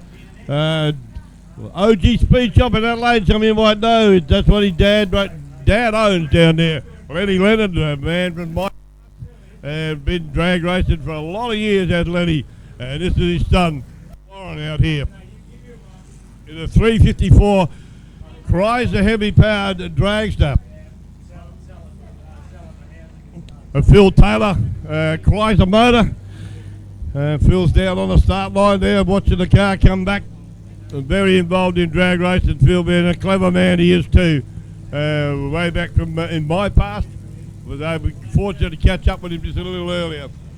Knows a lot about cars, a lot about racing. Very clever man, like I said. And that's the motor that he's built in the front of that car. His engine actually in there in the car that Warren's driving. So, like we said, all the way from Highbury in South Australia in Adelaide, in a 354 Chrysler hemi-powered front-engine Dragster against Jason Kelly in the 34 Ford Coupe with a 540 Chev motor. You'll see Warren take off a little bit quicker, almost a second quicker than Jason will in the Coupe when they get in fully paid. So can he drive around him and get there? Off the line very quick, almost carries the wheels. Jason Kelly goes through with a 4.725 145 for the win, and Warren breaks out at a 5.37 run under his dial in time, 5 elapsed time, so under there. So on the trailer for Warren. Bad luck. Back to Adelaide. Both cars fired up, waiting to be called in.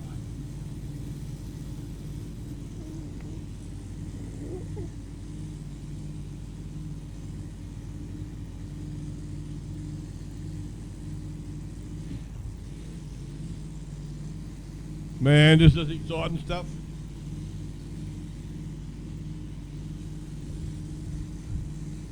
The ANDRA Summit Sportsman Series Round 1, sponsored by SummitRacing.com. In come the Olders, Shane Kramer and David Thornton, both go through their burnouts. Almost half track. Get those tyres nice and hot and sticky. As I said before, as a lot of you may or may not know, the principle is get those tyres hot and sticky. You get a lot better grip on the track when the tyres are warmed up. The track's been prepared in such a way that it makes it such that the tyres need that heat in them to get as maximum grip that they possibly can. These are slick tyres, no tread on them at all rubber. No grooves in any way, so they rely on getting rubber to the road to get it to grip and go. Still 4 dialed into lane 1, the 4.6 as I said, to David Thornton in the McDonald's lane 2. Hey, ready to rock and roll, down goes the line, Yay!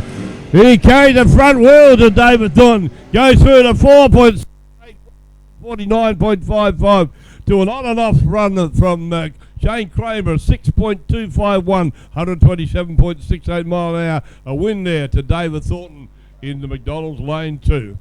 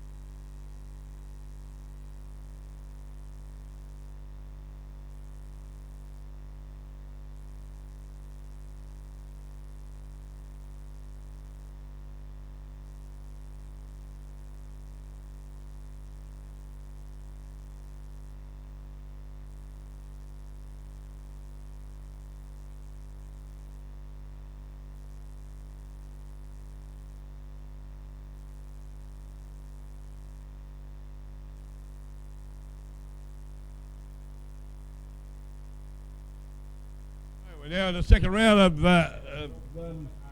elimination now, and Super Street coming up. We're over here in lane 1. We got lane 2. So we got Greg Holland in the HQ 1 tonner 350 Chev powered. He's going to run off against the Holden Gemini of Peter Moore. Two local lads here. Be a fun run. No, just shut them down.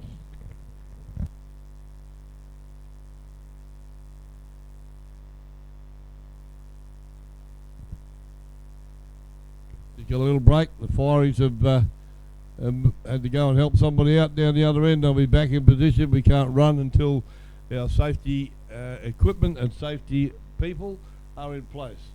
Truck's just coming round now, so we shouldn't be too far away from getting up and boogieing again. But it's very quiet now, isn't it? Isn't it, Kyle?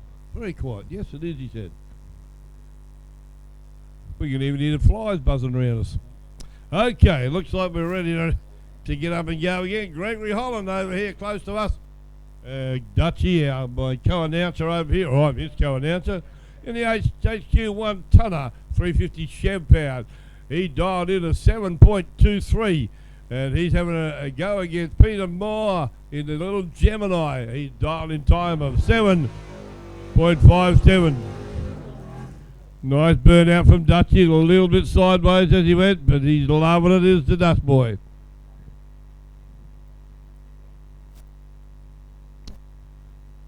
Gemini does a small burnout. Dutchy get those tyres as hot as he can to get a grip on it. He's excited about getting through this round as well.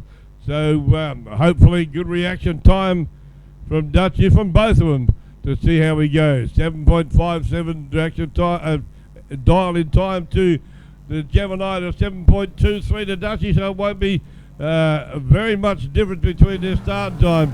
They're both off the line together. And Dutchy, oh, you champion, comes in 0.001 reaction time. Almost perfect. Way to go. He'll be absolutely pumped with the win. 7.236, 95.35 miles an hour. Whoa. 0.001 reaction time. Triple zeros is absolute perfect. You can't get much closer than that. He will be pumped, let me tell you. Well done. We'll have to give him a cuddle when he gets here and congratulate him. That's excellent. Okay, back on the start line, we've got Rob Cavallari over there in the HG Holden, and in Kylie Tanner from Wingfield in South Australia in the little LJ Tirana. Reaction time to Rob Cavallari of 7.02 to a 7.3 reaction. Dial in time. We'll get it right in a minute. Off the line we go. Reaction times a bit already, not too bad though.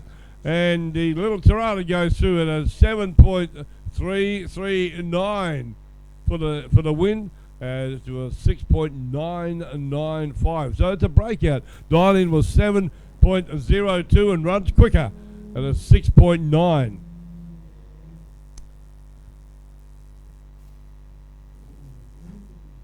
Little Toyota in lane.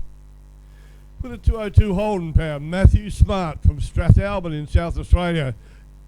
And over here in lane 2, Peter O'Connell from Modbury Heights in South Australia in the HB Tirana. Muttley, both in stage, ready to go. Down go the lights. Muttley gets off the line. It's a bit of an ordinary reaction time for both vehicles. And down they go, and they go through for a win to Matthew Smart in the little Corolla with a 7.081, 95.75 in the loss, with a breakout. Harry Harris in lane 1, the airfloat lane. And Chris Tatchell in the Holden Tirana over here in the McDonald's lane 2. These guys will leave pretty much close together, only 0.20 difference in their dial-in time. So this will be to get a run, and Dutchy rocks past here. He'll be absolutely stoked when he gets back up here. Here we go, folks. Tirana leads the line. The Commodore's chased him. 0.98 reaction time to Tirana in lane 2. And but the win goes to Harry Harris with a 7.230, 93.26 to 7515, 89.44 to Chris Tatchell from Merbeen in Victoria. Dave Yanko back in the streetcar. Commodore. The 304 Holden. Motor against the little Holden Gemini with Jody Kendall from Deer Park with a 400-pound Gemini there. We got Dave will leave a considerable amount over a second and a half, only 2 seconds sooner than Jody will with a 8.5 dial in to Jody's 7.00. Dave's off and Jody's off. Dave, something's happened. Dave missed a gear. Something happened. He slowed right down. Reaction time was pretty lousy anyway. The win will go to Jody Kendall at a 7.289. Safe ride to put get Dave 13.406. Something obviously went wrong with Dave there. He's a hard runner and he wouldn't be happy with that. Back on the start line. Anton Krajina in the HJ Holden 454 Chev Power, and Samuel Francie in the white Ford Fairlane, a 302 Ford Power over there in lane you're right, McDonald's lane 2. And these guys will be starting pretty close together too, not much between them either.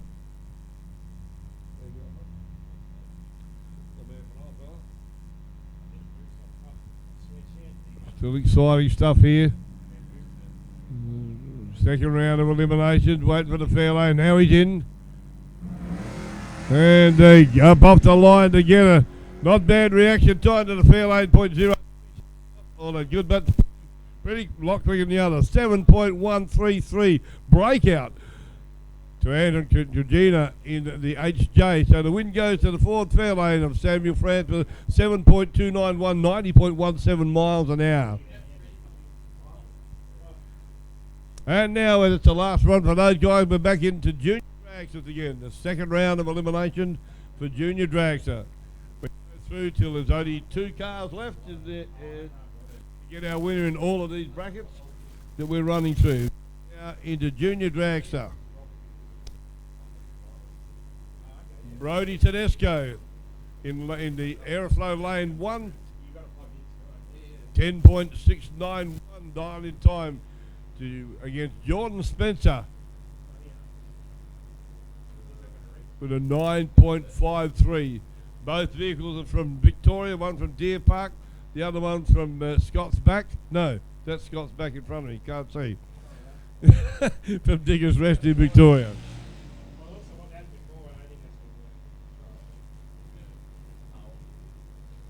So around about a second difference in leaving times from the start line when those lights go green. Jordan Spencer over here in the McDonald's lane 2. And Brody Tedesco in the Airflow lane 1. Brody's in, fully staged, ready to go. Waiting for Jordan to move in. Creeping slowly forward. And Dutchy's back. Dutchy, are you happy, Dutchy? Yeah, pretty happy over that. I'd like to thank Pete Moyer. Thanks, mate. Good race. That was way too close. I had to run me perfect reaction time and me dial in to beat you. Mate, that was awesome. We were pumped up here seeing you do that. Meanwhile, back on the start line, off to the 2 JDs. Good reaction time for one. Reasonable reaction time for one. We stopped the clock at a 9.676, 65.64 to Jordan Spencer with the win in lane 2 to a 10.931, 57.15 miles an hour. On the start line in lane 1, Sarah Donnelly. In lane 2, Daniel Carranza. Sarah Donnelly's from McDonald Park in South Australia, and Daniel Carranza is from South Morang in Victoria.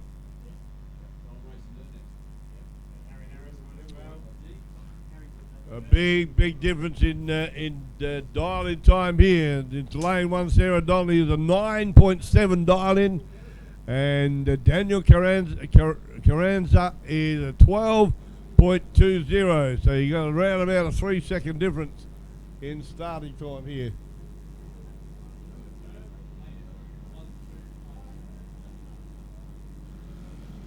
Off we go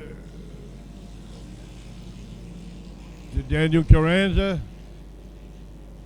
on the wrong side. Very slow reaction time there. But the win goes to Daniel Carranza in the McDonald's lane 2 with a 12.44, 49.86 mile an hour. And we have a 9.7. Okay, here we go. Back to the last two of the JDs. Kelly Donnelly in lane 1. Then a race against Timmy Baker, who beat his brother in the last round. From Melbourne in Victoria, and Kerry Donnelly's from McDonald Park in South Australia, over in South Australia. Got it wrong. So an 8.01 dial-in time to Kerry Donnelly to a 12.5 to Tim Baker. Timmy Baker raced against his brother last time round and pretty excited to run up here. They're all on the start line. No matter what, they'll be barracking it. And off goes Tim. And quick start off from Kerry Donnelly. Can she really win? This is going to be close down the end maybe. Stops the clock for the win, does Kerry Donnelly at an 8.098, 79.18 mile an hour to Timmy Baker. Put it in the trailer and take it home, 12.598, 50.21 miles an hour. That's the last of the junior dragsters. We now go into back into the bikes again. And as you'll see, the fields are half as big, because every time we run, we lose... we lose 10 rounds, we lose 5 cars, so that's the way that it works. So there's 2, 4, 6, about 10 bikes to run.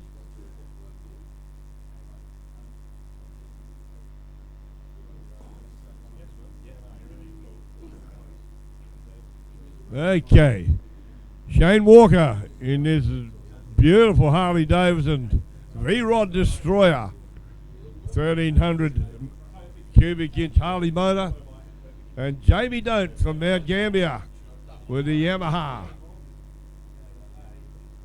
5.95 dial in for the Harley to a 6.3 to the Yami.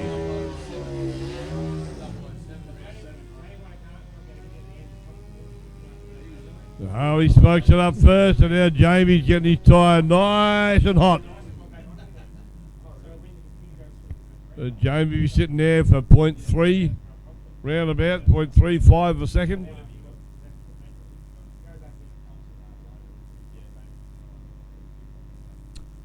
Harley's got to wait that 0.35 a second before he tries to chase Jamie. Can he chase Jamie down without going too quick? As has been the case quite a lot here at South Coast Raceway today.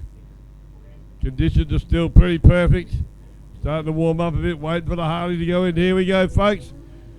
Going to be close when Jamie gets up, but the Harley goes big and strong. He's looking over his shoulder to see where he is. He'll button off to make it safe.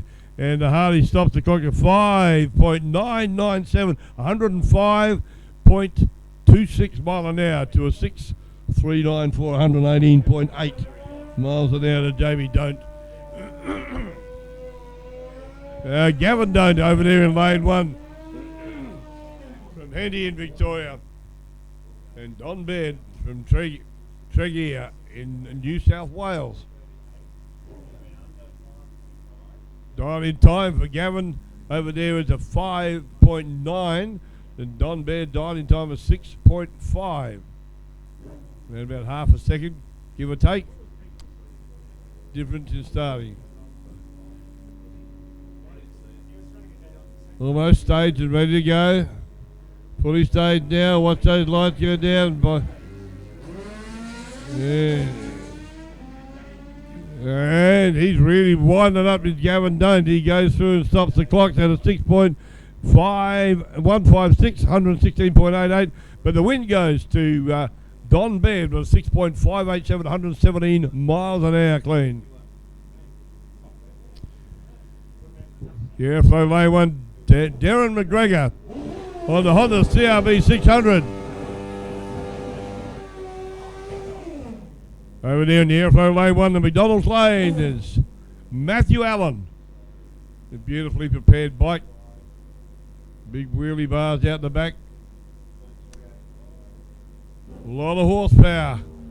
These guys are sitting on in some of these things by Jingos. A 1428 Suzuki motor. Cubic inch Suzuki motor here. Matty Allen. Best time of 5.372.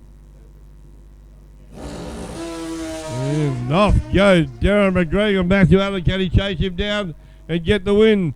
But two breakouts here. Double breakout again. The win goes though to Matthew Allen with a 5.447, 120.18 mile an hour. One over Darren McGregor, a 6.988 in the Aeroflow to lane one. Sparksy back on deck in lane one now. From Astonville in New South Wales, and Wally Hoster in McDonald's lane 2 on the Suzuki Hayabusa. Reaction time, dial in time, you're getting that mixed up. Dial in time for Sparky is a 5.9 to a 6.16 dial in time for Wally Hoster. Wally's from Sydney, New South Wales. As I said, Sparky is Bumping of the year last year here, Greg Sparks. Spent a lot of time down here with us and absolutely enjoyed his time. A dedicated racer and all-round nice guy, Sparksy. Here we go, folks. Lights are going down. Can Sparksy wind him in and win? Off to Sparky's cup of tea and a biscuit, if I can steal Dutchy's saying, on the start line. And loses that round to Wally Hoster. Wally goes through at a 6.205, 98.97. To Sparksy, 6 seconds even, 124. The reaction time told the story there, Pete. Yeah. Sparksy had a bit of a cup of tea and a biscuit before he left and gave the win basically off the line. Yeah, so well and truly. Bad while movies. While we finish Chase's burnout, there's been a pair of reading glasses found out there in the pit. So if you're lost a pair of reading glasses, go down to the canteen. The ladies at the canteen will have your reading glasses if you have lost them. And we won't charge you much for getting them either, don't worry. Malcolm Luff, meanwhile, back in Airflow Lane 1 all the way from Narracott in South Australia on the Crazy Cat Suzuki 750 motor. And Jace McFarlane from Mount Gambier. And the Suzuki, Luffy's off, jumps up in the air, bounces around a bit. Can Jace chase him down? It's going to be close. Bit of smoke coming out. He backed off, something went wrong. Hand in the air from Jace McFarlane, but he still gets the win at a 5.766. 98.24 to 7.827 to Luffy. Well, that's it. That's modified bike round number 2 done. So the group's been split in half and split in half again. Yep.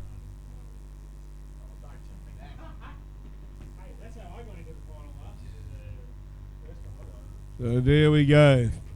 Bikes are done and dusted for this round. I'll be back again though. Now into modified eliminator now. Back come the horsepower machine. Dial before you dig. Dragster with Shane Wind. And the Jerry Fish Dragster 540 Chev motor there.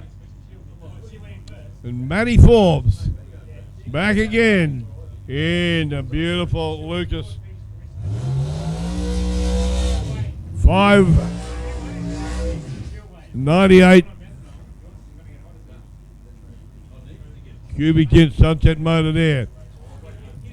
Dial in for Matty Forbes at 4.62. For Shane Winter 4.82. Not a lot of time. These guys will be leaving almost together on the line. So this is crucial run. This will come down to reaction time. And the reaction time is from when that light goes green to when you break the beam. That's how long it's measured in hundredths of a second if you're lucky. like Dutchy did, 0.001. Very, very, very fine. So it's 1,000th of a second from when the light went green to when Dutchy's car moved and broke the beam. So that's what these guys are hoping for as well, to get as quick a reaction time as they can. We've had one perfect reaction time this weekend. Can we have another one? Oh, Forbes, he's done it again with an 0.14 reaction time. Does he carry it? Breakout to Shane Wind in lane 2. On a 482, he runs a 480. Fat Forbes is on the way to take home 2 trees at the moment. On a 462, he runs a 464, if you don't mind, with a 0.014 reaction time. Cannot get too much better than that. So the breakout, though, still a Shane Wind, but Forbes, he would have won it anyway by the looks of it. Margin of victory, 0.016 of 1 second to Matt Forbes in the Lucas Dragster, ladies and gentlemen. How close is that? That's very, very, very close racing.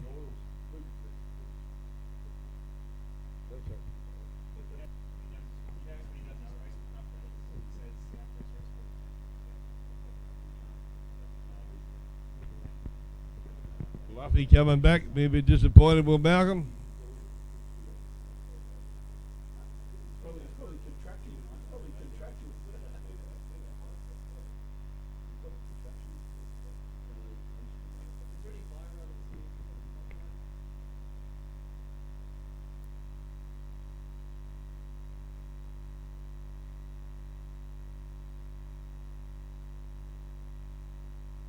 Rightio, Jaden Talbot in the front engine CDRC Dragster with a 399 cubes of Oldsmobile powering the big unit. He's up against shiny Kenny Stewart, the shiniest dragster in Australia. The Fuchs Dragster, the 400 cubes of Chev, so nothing in the cubic inches department. Shiny Kenny's dialed in a 501 in lane 2. Jaden Talbot's dialed in a time of 460.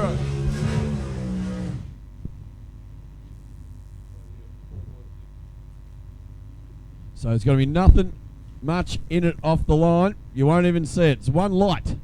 One light, the difference on the launch.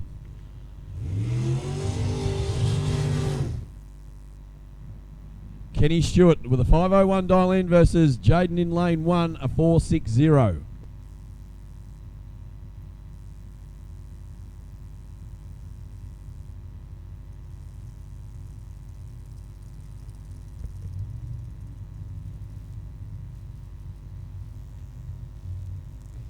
Dial in time, did he?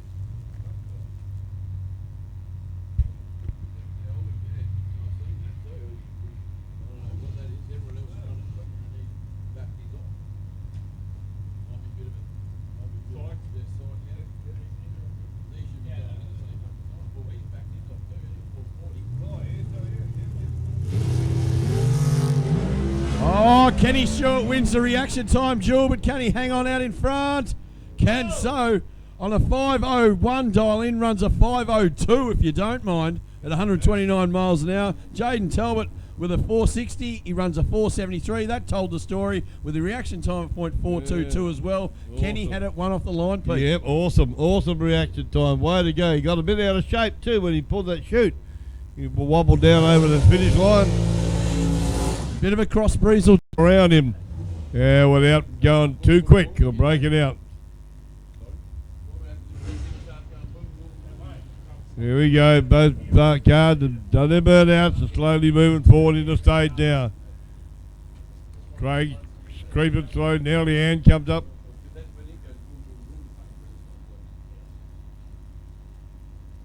Both in pre-stage now.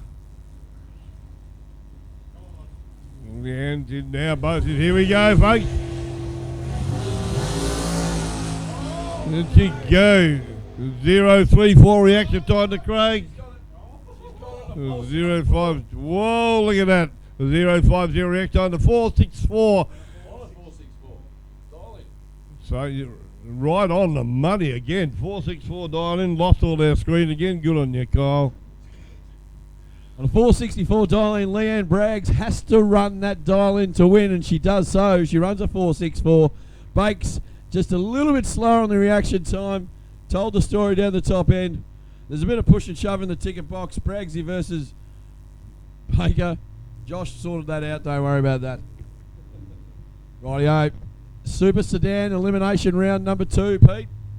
This is going to be the big field stripped right back. Yeah, well and truly. They're depleting in numbers rapidly now. You want to watch this HK Monaro. She puts a lot of air under the front tyres. Have a look at these two cars, Pete. That is the Australian version of the Nova and the Nova version of the Australian HK Monaro. Exactly.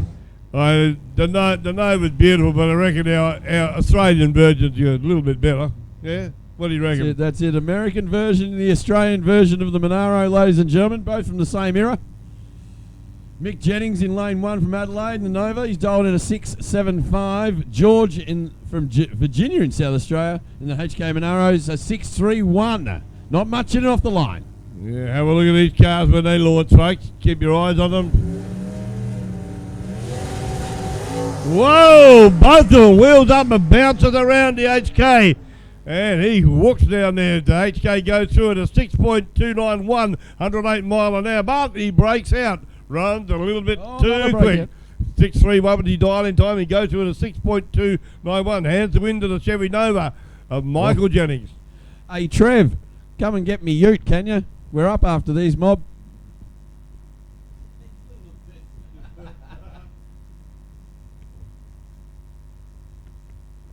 Hey, that.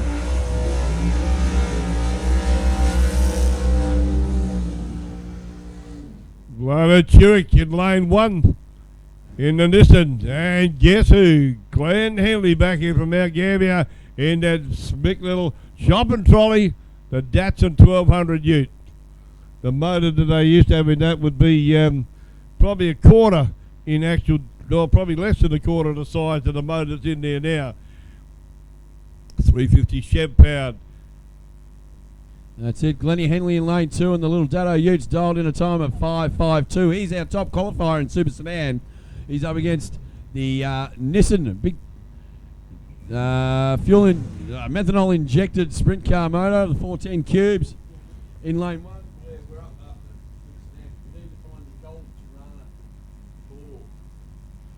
4. He's dialed in a time of 5.68, so he's not going to be much on the tree. Reaction time is going to be absolutely critical. Yeah, right on. So, yeah, well, I would like to try and pick the distance between these two and take them off. But, oh, look at that. An equal reaction time to Aeroflame Lane 1 in Dallas to a 0.001, but he breaks out and runs a 5.599, 123.24, and Glenn Henley goes through the win at a 5.544, 123 mile an hour. On a 5.52 dial in, Pete. So Glennie Henley just had it strapped in and went the numbers. Nearly a perfect reaction time to lane 1, but blew it out down the top end as a lot of cars have done today and broke out, gone a bit too quick. Yeah, I'm a bit disappointed he got the same reaction time as you. I thought I'm backing you for a win there, bud, for the reaction time. There we go. Scott Ruin in lane 1. Now the LJ Tirana, and guess who?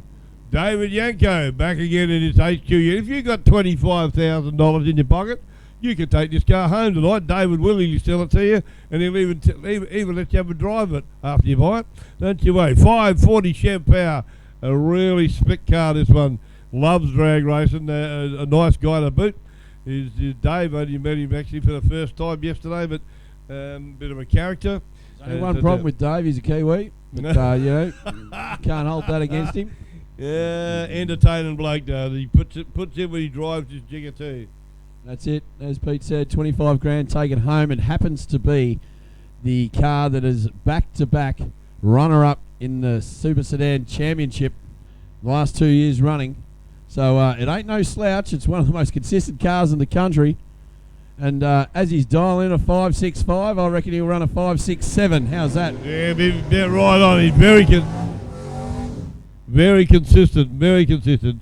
Nice looking jigger the way it's set up too. Only thing that I think that my mate Dutchy would pick is the wrong colour. It should be flat black. Should be black.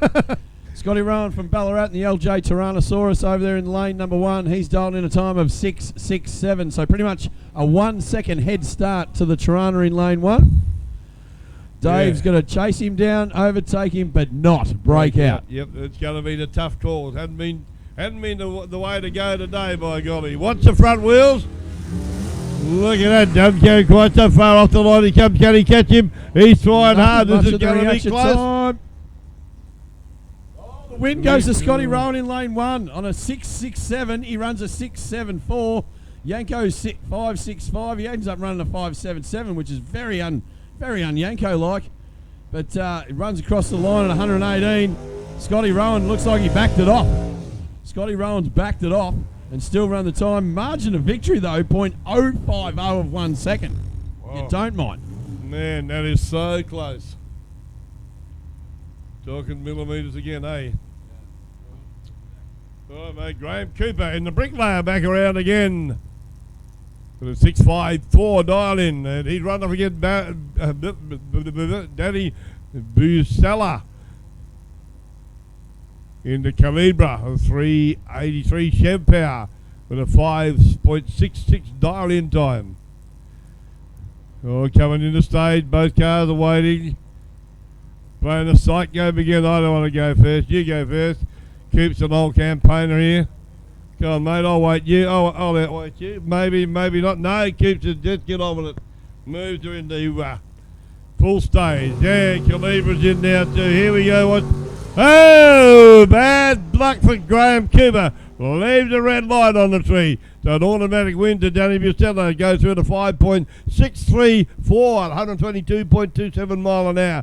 To the Bricklayers, 6.539, 103. But left that cherry on the tree and an automatic disqualification. So on the trailer and go back home.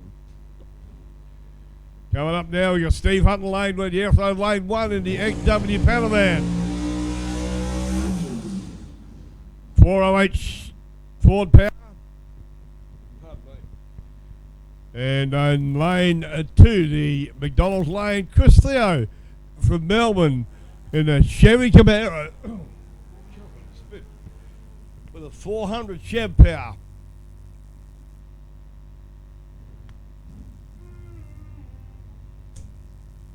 Looked like we got him up, had a heavy night and broke his car as well, so he's still smiling, which is really good.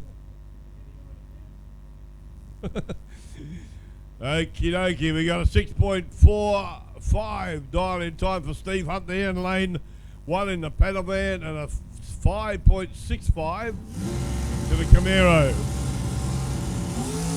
And the XW pulls the front wheels off the ground. Can he hang on for the win or will he go too quick? No, he gets the win with a 6.456, 103.41 miles an hour to 5.65, 223.8 to the Camaro.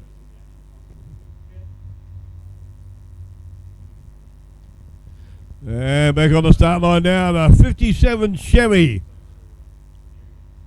Big Ned. You're going to have a punt against the HT Holden. Brett Matthews from Gawler. Big Ned comes from Adelaide in South Australia. Puts a dial in time of 5.69 to the 57 Chevy to a 6.7 dial in time to the HT Holden over here in the McDonald's lane 2. Both ready to rock and roll here. They're in and go. The revs are up. The HT's away. Can the Chev chase him down without breaking out? Go really quick. Pretty good dial in time for the Chevy was 0.11 to 5.692, 120.5 for the win to the big Chevy against the HT Holden Brett Matthew, 6.719, 101.66 mile an hour. The little HB Tirana now in lane 1's last run in this class. The 3 Holden engine in here. You got a dial in time of 5.98. Solo run, will he put the slipper in and go, or will he just break the beams and roll it to the finish?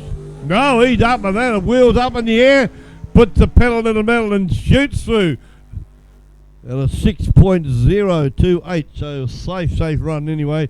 but a solo run. So he's 111.52 miles an hour there to Kane Reid from Craigieburn in Victoria in the little HP Tirana. Now might be a good time if you're feeling a bit hungry. Get over there to the canteen and get some tucker in you. Or if you'd rather go to the barbecue, they're cooking beautiful steak, sausages, onions, and hamburgers, and they'll serve you with a smile as well. So it's all over there. Plenty of tucker in the canteen. I don't know what they got, so I can't tell you what's left, but I know they run out of some food, but pies and pasties, sausage rolls. They make lovely chicken burgers. There's some awesome sandwiches over there. The ladies made up this morning. It's really, really, really nice. So if you're feeling like a feed, you got plenty of opportunity there and a lot of variety in the canteen. The ladies will serve you in there with a smile, take your money with a bigger smile, and make you feel full and happy. Check the canteen out for there. Also the Rotary van there. It's got the coffee. So if you're feeling like a coffee, sneak down there. But up on the hill, we got the bar. Get up there and have some liquid refreshment if that's what you prefer. The boys up there will be waiting to fix up with what you'd like to drink if they've got it. But they got a good variety up there. So shoot up there and grab yourself a can or two and say g'day to the boys. Also, we got our merchandise van up there. Not a lot of hoodies left. Only thing he got there is just small sizes, but he got some good T-shirts up there. If you'd like to grab a South Coast Raceway T-shirt, then get yourself up there and have a word to the man up there. He'll fill you in the details and fit you. He'll give you a personal fitting, actually. He's quite a nice bloke. So get up there and grab yourself a T-shirt or some stickers or what. Discuss with him what you want. Also, if you'd like to become a member of the South Coast Fuchs South Coast Raceway, then we'd only be too pleased to talk to you about it. You can also ask about that up at the merchandising van on the hill next to the bar up there. There'll be only too willing, like we said before, this is a totally a volunteer organisation, and we've done some amazing achievements here and built a racetrack that's second to none. Great reputation throughout the drag racing fraternity. Has our racetrack here. As you can see, there's some PBs being run today, and there's some very, very quick times coming out of it. And the track prep's all done by the track crew. Smithy runs the tractor up and down with a smudger, and the guys spray it. They care for it like just their little baby, which it is. So it's a credit to the boys that have worked so hard to make this facility second to none. And it's got that kind of reputation from the boys who've run here. No matter what you run, what you brung, no matter what it is, even the Wild Bunch cars, those guys are in awe of the track here. Very, very, very, very. They speak very, very highly of it. It is among the best and probably the best 1/8 mile track in the country. So it's a credit to them, as I said. So if you'd like to become a part of it and join the club, and certainly rip down to the merchandise van and talk to him up there, and they will steer you on the right track to come and join the club. Also, another thing I've been asked to talk about is the Warrnambool District Drag Racing Association. They got a drag meeting on Sunday the 29th of November this year, and they're in the throes of putting together a proposal to get a drag racing facility developed in the Warrnambool area, just out of Warrnambool at Koroit, and they're going through this. They're going through the process now. So if you'd like to go down there and support them as a spectator, or if you want to run your car down there, you can contact them on info@warrnamboodrags.com. Just .com. That's all. Or if you want a telephone number, come and catch up with us later on, and we could give you the number if you'd like to write it down. I'll tell it to you slowly. It's 0409862413. Did you get that? 0409862413. Be worth going to have a look at. They're trying to put this all in place with the people around the areas. As usual, there's been a few that don't particularly want to support it, but overall, it's a necessary thing for it to happen. It's a good club down there as well. So if you're around that way on the 29th of November, get down to Warrnambool and go and have a good time at the drags. A gold coin per person is the entry, and it's fully catered. The jumping castle and everything for you need for the kids, and it's at the Warrnambool Aerodrome, so be easy to find or so. Now, if you want a quote on any insurance matters, suggest you rip down to Shannon's. They got their little tent down there. I was supposed to tell you about that before, but as usual, got too excited and occupied. You get an obligation-free quote today and go into the draw to win a box DVD set of Shannon's Legend of Motorsport Series 1. And I'd love to own one of them. That'll be awesome. I've seen bits of that, and it's a great thing to do. So for any of your insurance needs, your car, your bike, your van, your house, whatever you think you want to insure, go down and have a talk to Leah at the Shannon's tent, and she'll certainly help you out there in any way. But make sure you go down there and get a quote and get your name put down for that box set, DVD set of Shannon's Legends of Motorsport Series 1. Go see Leah, tell them Dutchie and Pete sent you, and she'll certainly put your name down quick. A lovely lady, so she'll sort you out there. Not a problem if you got any insurance needs. Won't you, Scott? Say yes. Yes. Thank you. You agreed with us. That's well done. What else have we got to talk about? We talked about Tucker. Yeah, ballistic performance. Unfortunately, he went out in the last round. He didn't make the run actually. That's Rob Casser is the man to go and see at Western. Rob Casser is the man to go and see at what ballistic performance. I'm trying to read this off a little card. From street to strip, he sponsored the modified bracket today. Did Rob? You can call in, visit his website if you want to. That's ballistic performance. What's it? PAS. Parts, sorry. Can't read the writing. www.ballisticperformanceparts.com. And so if you want to catch up with Rob, any bike parts, any information you might need, make the point to go and see him in the pits and have a talk to him. It's not an issue there. He'll certainly give you the time you need to fulfill what you might want to know about bikes and stuff.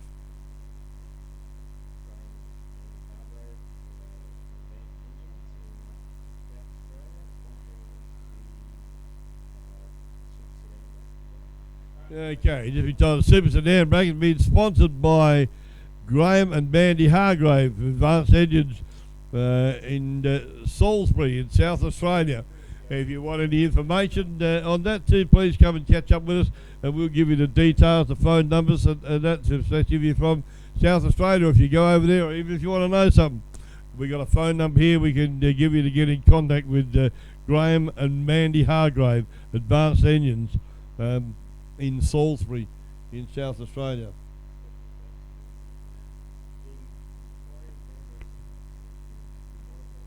And a special thanks we got to the Victorian Drag Racing Association, who sponsored the modified drags today. So we've got a few sponsors on board. We try and pump this as much as we possibly can. When we got the information we can, we can't, of course. So it's really, really important for us to acknowledge the sponsors that we have, because that helps make it all happen, helps make it go round. Looks like we're back into the bike action now.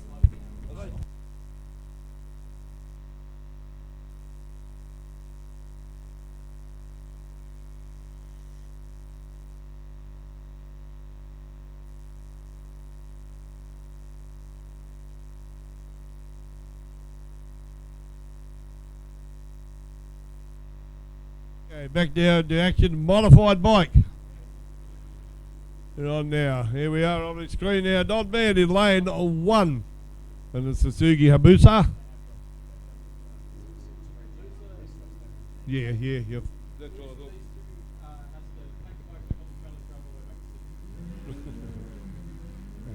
Wally Hoster takes off and beats the start line with a reasonable reaction time. Goes through for the win.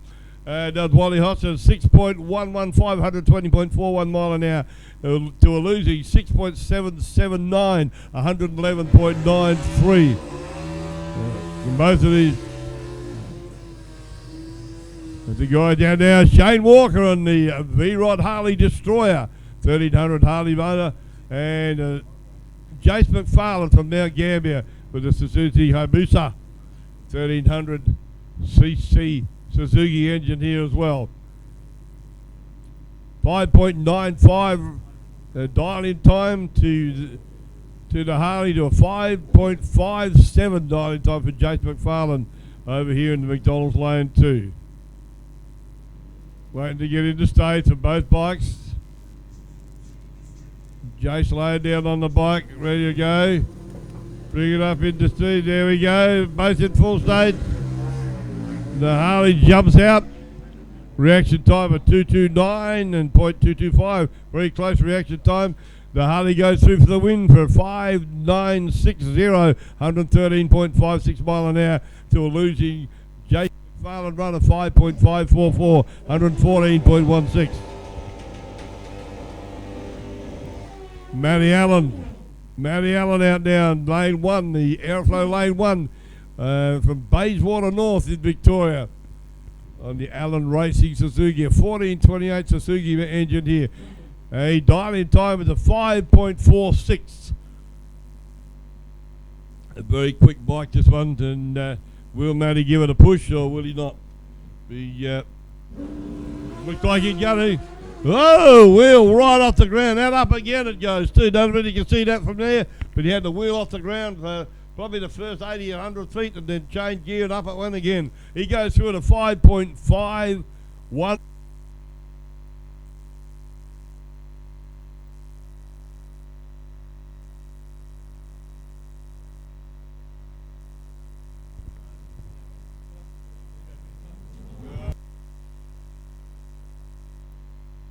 Okie dokie. Matthew Smart over there in lane 1 in the little Toyota Corolla 202 Holden Power. And Jody Kendall over here in the Holden Gemini, the silver and purple jigger.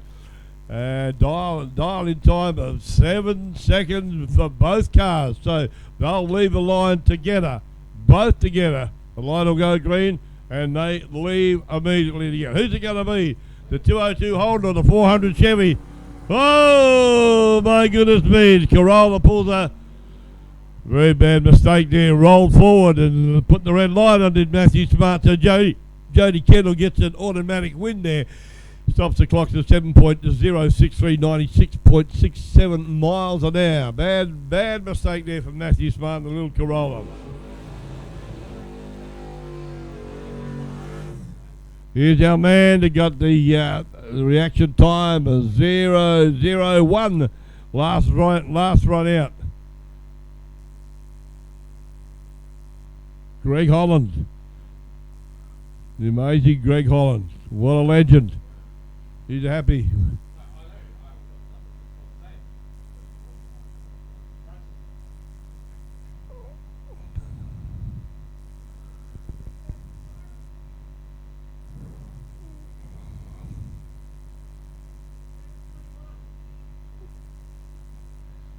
Right, here we go. Now we got the Kylie Tanner waiting over there, and a little Holden, LJ Holden Tirana there at 253. A real popular Holden motor they were, the 253s in the old days. And Gregory Holland here, the 350 Chev powered 1 tonner with a dial-in time of 7:21. The dial-in for Kylie is 7:31. So she'll leave a fraction before Dutchie does. Won't be much in this one. So can he get a good reaction time again, the Dutchman? Here we go. My mate, my pal, my commentator. Come on, here we go. Dutchie's in, waiting for Kylie to move in. Here we go, folks. Oh, no! Dutchie left a cherry on the tree. Tried so hard to get it there, but put himself out. An automatic win there to Kylie Tanner. With a 7.318, 90.94 mile an hour. Dutchie goes out with a 7.311. Really close racing. 94.1. A little bit too itchy. Bad luck, but that's the way it goes. We'll have to scold him when he gets back here. Harry Harris over there in the airflow lane 1 in the Holden VS Double S Commodore. 5-litre Holden engine. And the Ford Fairlane of Samuel Franzi. The 302 Ford power. 2.3. And Samuel Franzi in the Fairlane over here, 7.26. Now that's as close as just about as you can get. Okay, the guys are waiting. Playing the game again. Who's going first? Not me, Hugo. Don't call me Hugo. Whatever they're talking about. Moving slowly into stage. The Fairlane's creeping up slowly. Now, both in pre-stage. Who's going to go into stage first? Okay, Harry's in stage first. Samuel's moving in slowly. Bringing the revs up, creeping them slowly forward.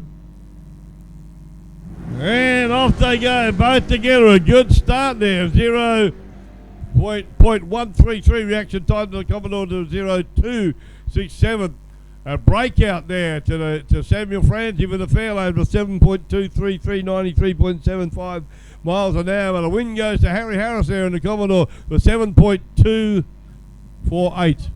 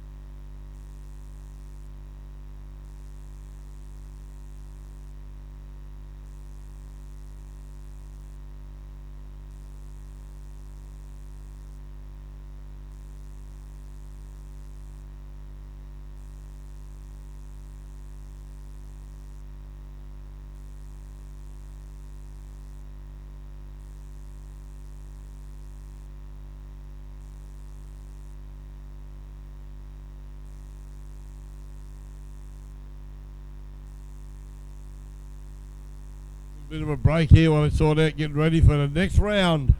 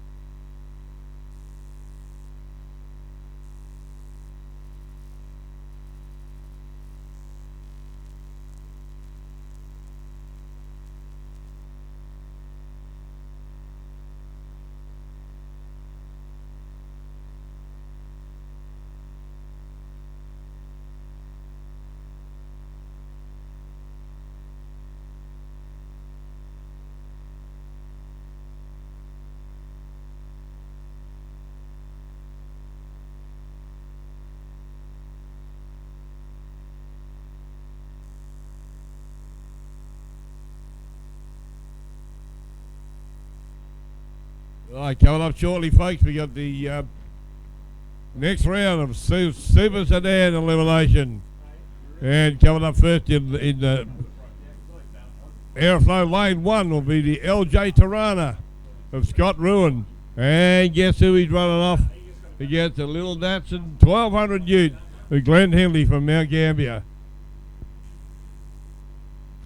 Tirana dial in time of 6.67 to the dial in time for Glenn Henley of a 5.53. Right, so tied up the smoky bird out. Gets them nice and hot, ready to rock and roll here. Rightio, this is round number 3, semi-final time for Super Sedans. Shout out to Brooksy down there in Brunswick. Listen to us on the feed. Go back to work, Brooksy. Your lunch break is over. Now, Scotty Rowan from Ballarat, 6.67 in lane 1. Glenn Henley, top qualifier, a 5.53. Been running that all weekend, Pete. Yeah, unreal. Well, it fascinates me, always has done, when these guys seem to be able to run such consistent times and they're close to the bee's whisker all the time. So it'll be interesting to see what Glenn runs again this time. Here we go, ready to rock and go. Well, wheels up run from Glenn Henley. Reaction time of 0.68, but the Scott Ruin goes a 0.04 reaction time. But Henley gets the win, drove around him, didn't break out. 5.5, 3.2, 123.42 mile an hour. Look at that. Run the dial in once again, like we said. Unbelievable. Michael Jennings back in the Chevy Nova now in the Airflow Lane 1, and Danny Busella from Adelaide in the Calibra, the 383 Chev powered Calibra. Dial in time for Michael Jennings in the Nova is a 6.74 to a 5.65 dial in time for Danny Busella in the Calibra. In the McDonald's Lane 2. Almost ready to go.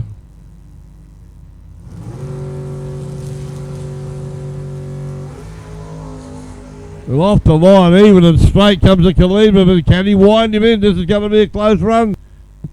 Pops a shoot and takes the win. Danny Bustella in the Calibra with a 5.676, 119.84 to a fast run and 6.77, 98.81 mile an hour. Looks like it's like the Nova's on the trailer, and he'll be meeting me at the bar for a Wolfman Brewery ale, I reckon. Because it's that time. Once you're out, you're out. Might as well get a Wolfman Brewery ale right into you.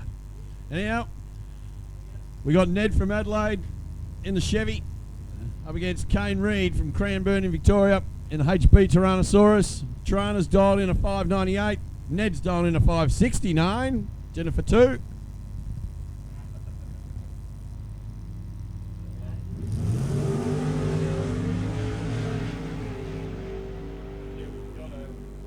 Reaction time just to the Chev, and he shows it off down the other end of the thing. Runs a 5.69 dial in, runs a 5.71 versus a 5.98 dial in. Kane runs a 6.06, so off his dial in and on the trailer. I run for the XW panel van. Looks like it's Mike's brother Steve Hunt. Dials in a time of 6.45 in the XW panel van. Is that, I don't know whether Mike's that's Mike in the start line, but Steve Hunt is driving the panel van.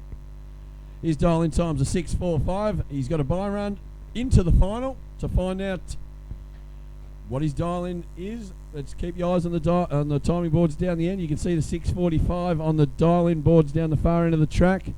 How close can he get? So he knows what to dial in the final.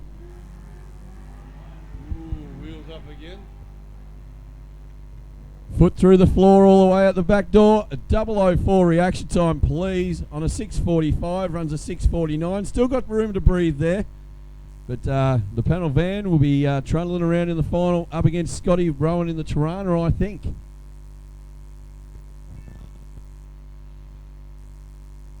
Yeah, awesome and entertaining. Still is. Getting near the bullet end of this now, though, folks. Down to A little bit of a break. Good opportunity to go up and get the old wives' ales up there at the dial-in bar. Make sure you tip a couple of them down your neck, get some neck oil into you.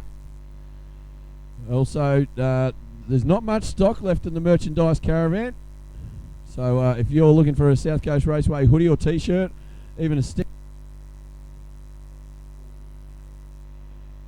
couple of kids, if you want to get yourself a hoodie, they're going quick, smart there out of the merchandise caravan. Jumping Castle's going off, so's the barbecue down there. Get yourself a steak and a saucy. The canteen, get your hands on those chicken strips, ladies and gentlemen. I recommend them highly. Get them into you. The Rotary Caravan for a nice hot coffee. Leah's back over there at the Shannon's tent. Get yourself any information you need on Shannon's insurance for house, car, boat, bike, trailer. You can insure anything through Shannon's through there. And Marty's Models, some of the latest stuff from the States. Get down there to the start line and grab yourself some top stops models down there at Marty's Models. So we're having a little bit of a lunch break while we get some track prep up and done so we can get into the finals.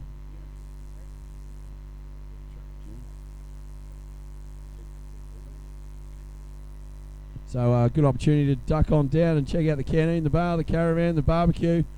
Jump on the castle if you're allowed. And we'll be back with a bit more action very shortly.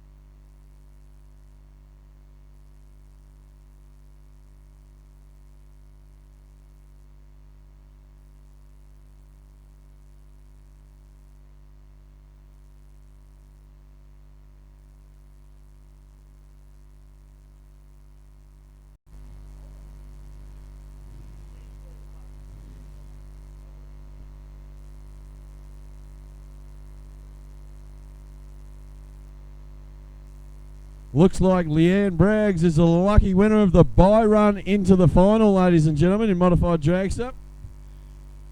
Opportunity to test out her dial-in time. She's dialed in at a 4.64 in the undercover dragster, 565 cubic inches of big block Chevrolet. So she'll be looking to run a 4.64 on the knocker with a good reaction time.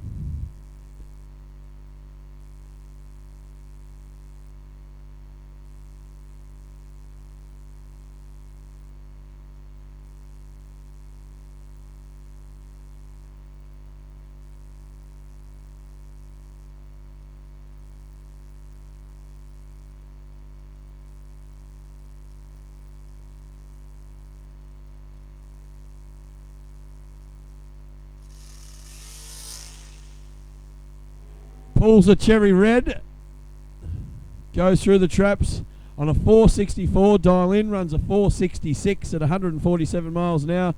Bit too quick off the tree, but that doesn't matter. She still gets a bye win into the final in modified dragster. Who will she be racing, ladies and gentlemen? That's what we're about to find out. We got shiny Kenny Stewart up against the man who's qualified number one in two classes here today, Mr. Matt Forbes, for the Lucas Oil. So basically we got an oil off. Fuchs versus Lucas. Who's going to be the slipperiest?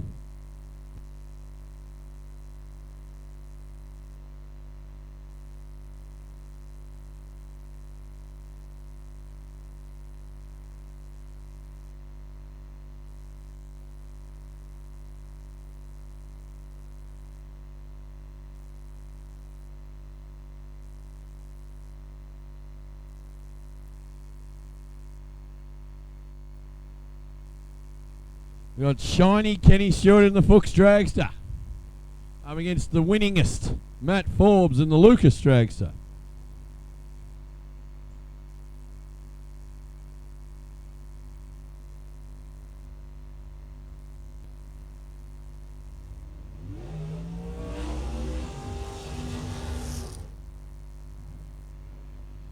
Matt Forbes in the Lucas Dragster in lane one has dialed in a time of 4.63.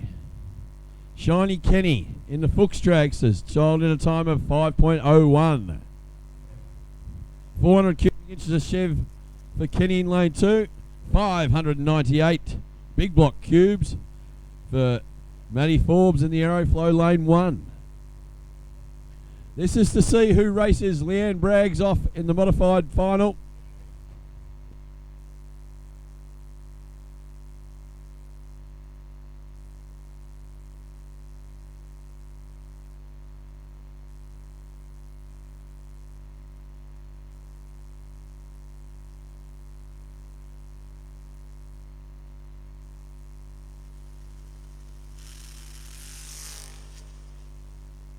Oh, you can throw a blanket over the reaction times. You can throw a blanket over the end. The win goes to Matt Forbes. Matt Forbes on a 4.63 drives a 4.65 at 145 miles an hour over Kenny's 5.01. He runs a 5.05. The reaction time for Matt was at 0.33 versus an 0.38 for Kenny. The margin of victory down that top end was 0.022 of a second. Just over 3.5 feet in measurement. The win goes to Matt Forbes, so he's in one final.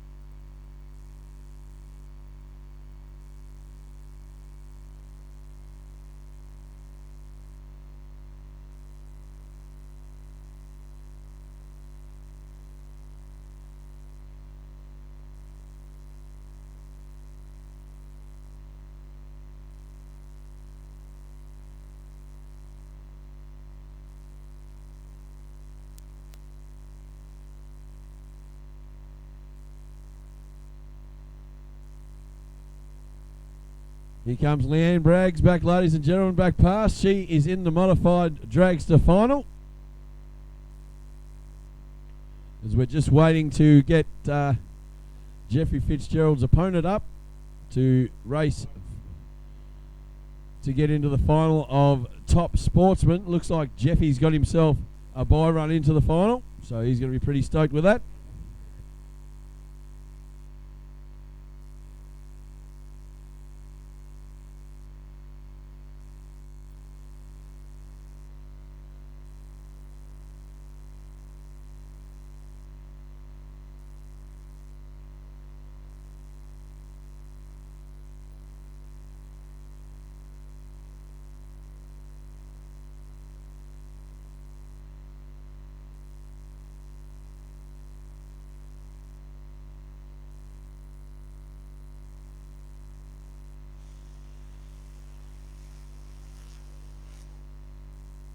Jeffrey Fitzgerald, Top Sportsman, gets a bye run into the semi-final.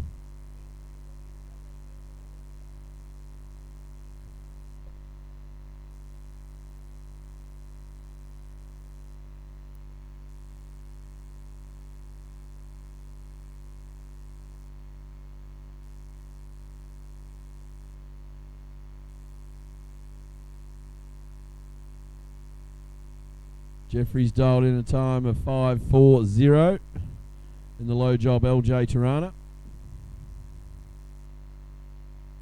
Daughter Shannon backs him back. Big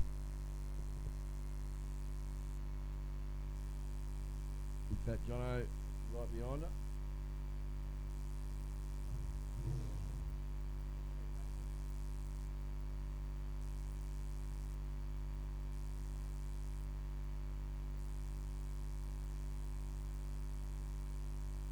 Looking to run a 5:40 out of the low job Tirana.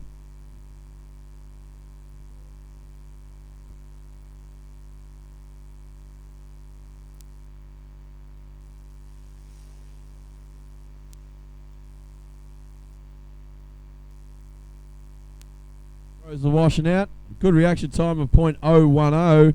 Runs a 5:59. 5.559. Not his best, but didn't matter. He got himself into the next round, the semi-final.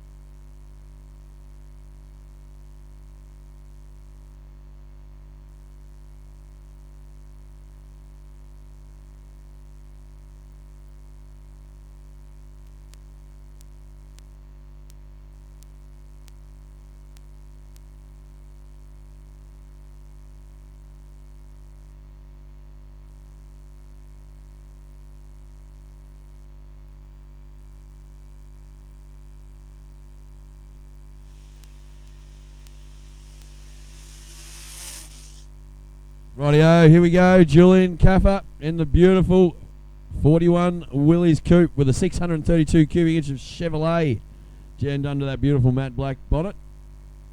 Up against Arbs, Jason Arbery in the Ford Capri. Got the Kerrison Donk and the chassis done by Henley. He's got himself a 410 sprint car engine jammed in the front. He's dialed in a 5.38. Julian's dialed in a 5.20. So just a little bit of a head start to Arbs over here in lane 2. See if Julian can catch him, run him down without breaking out.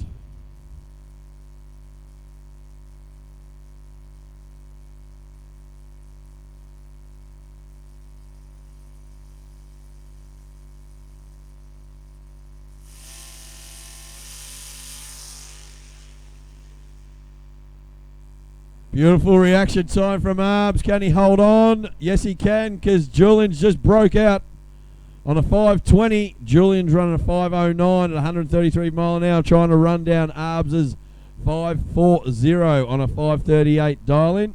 Good reaction time from Arbs. Pretty much done the business. Margin of victory at the end, though, 0.090 of 1 second. So Arbs is in the final with Jeffy. So it's Tirana versus Capri.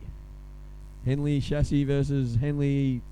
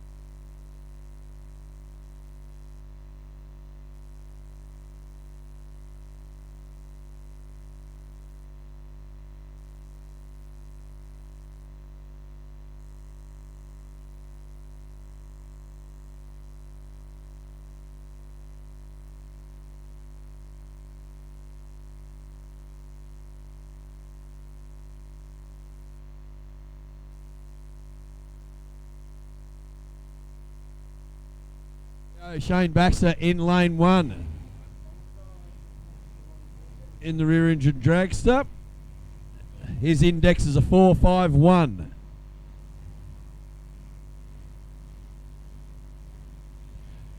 Craig Geddes, his index a 4.91. He's in lane 2.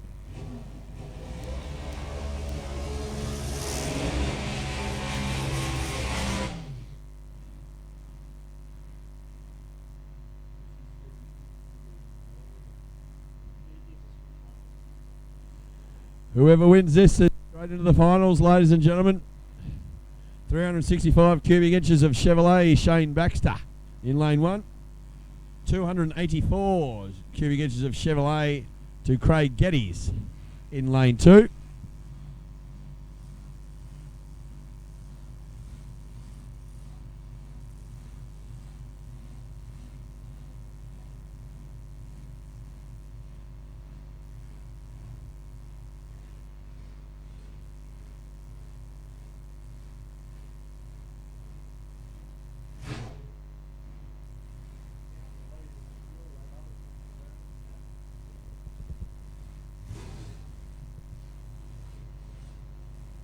Who will be in the final of Super Comp?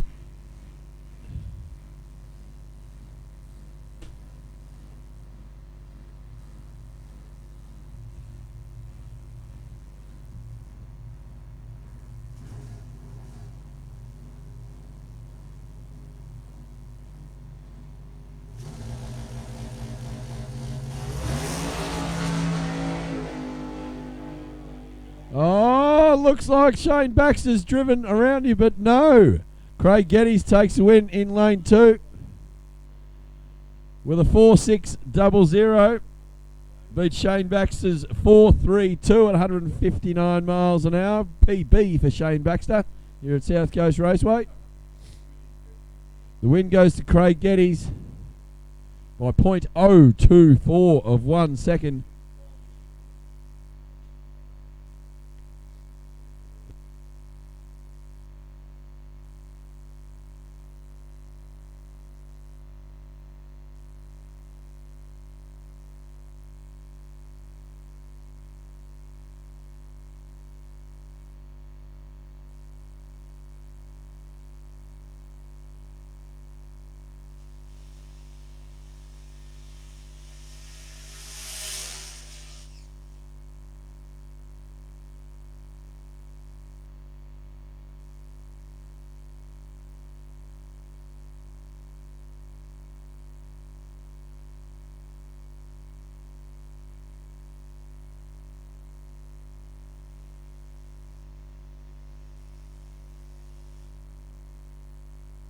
Bit of Holden versus Ford. We got Jim in lane 1 of the VS Commodore. 312 cubic inches of Holden donk.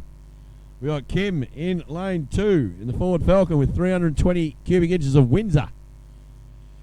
Kim's dialed his index is a 560 in lane 2. Jim's is a 618 in lane 1 in the Commodore.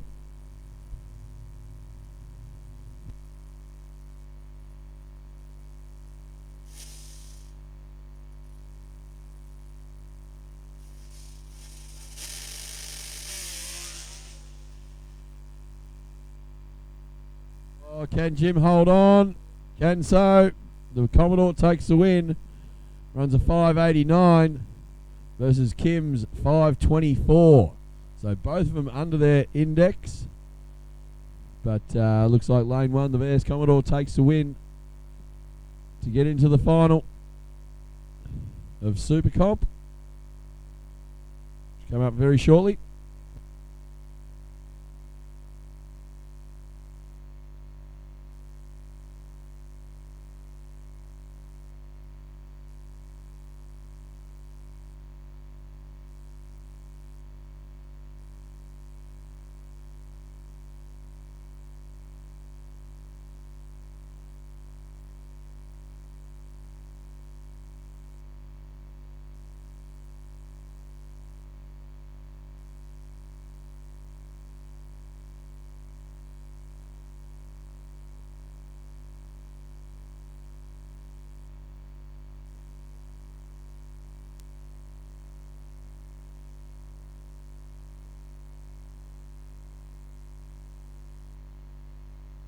Supercharged Outlaw to get into the final. We got Doina Day in the Drysdale's Chaff Mill Dragster up against Dave Thornton in the Supercharged Altered.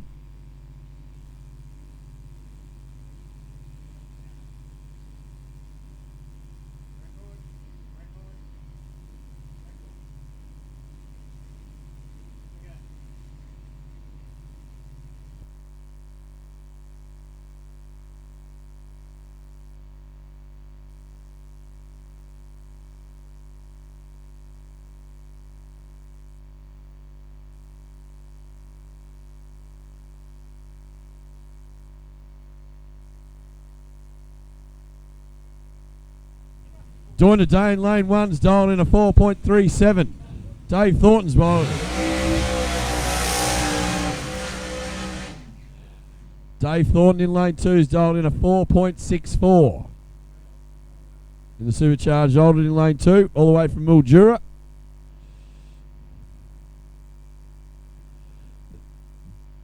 Doina from Junction Hill in Victoria.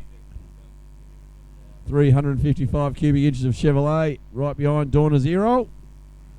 Her dial in is a 4.37. Dave's is a 4.64. Just a little bit of a head start to Dave in lane 2.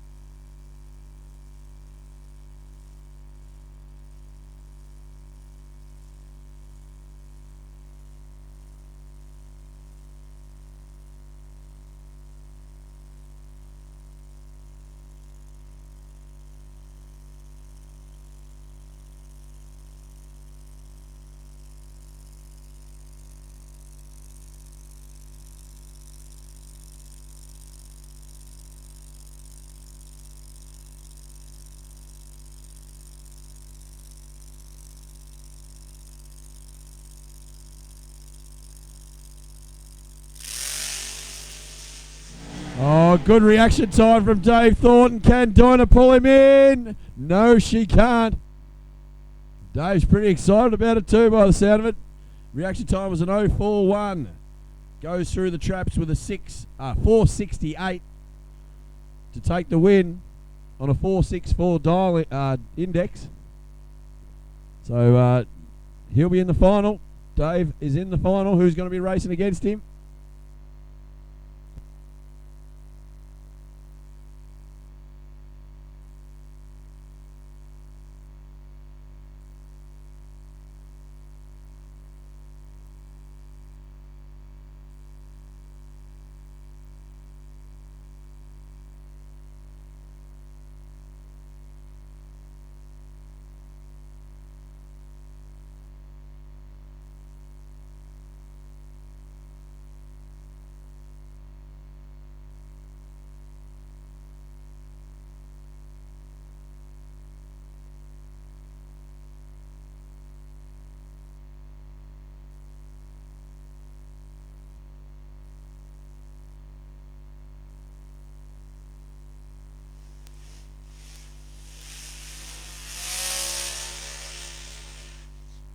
A couple of smoky burnouts. Brian Lockman, he's in lane 1. He's dialed in 4.15. He's in the Olded with 511 cubic inches of Hemi. Up against Jason Kelly in the 34 Coupe. He's got 540 cubic inch Chevy. He's dialed in a time of 4.65 up against Brian's 4.15. So a little bit of a head start to Jason in lane 2. Can Brian chase him down to get into the final of Supercharged Outlaw?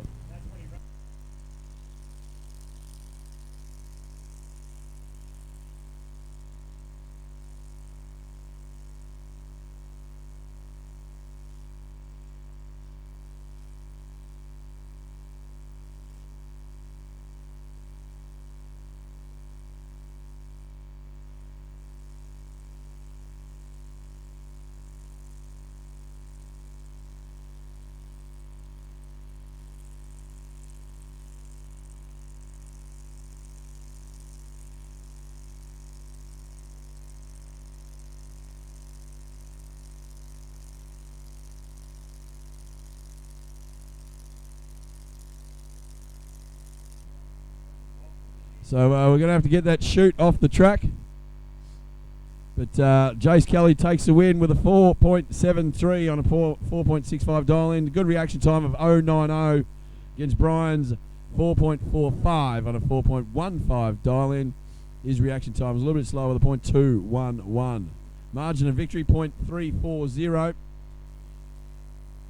In the final.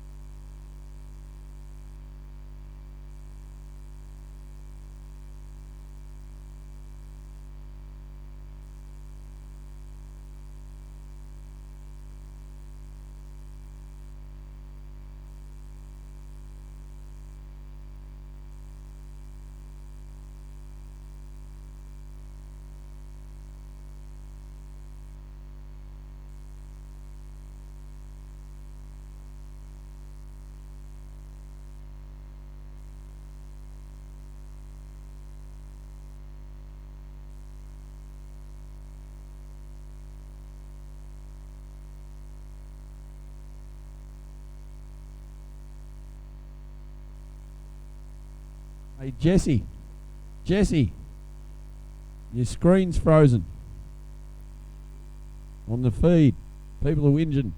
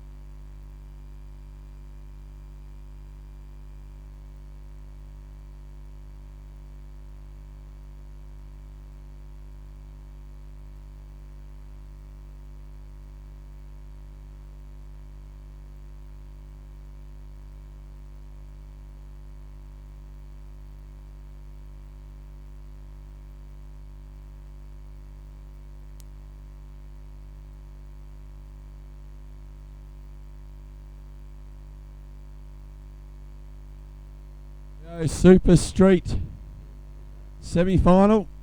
Who will get into the final?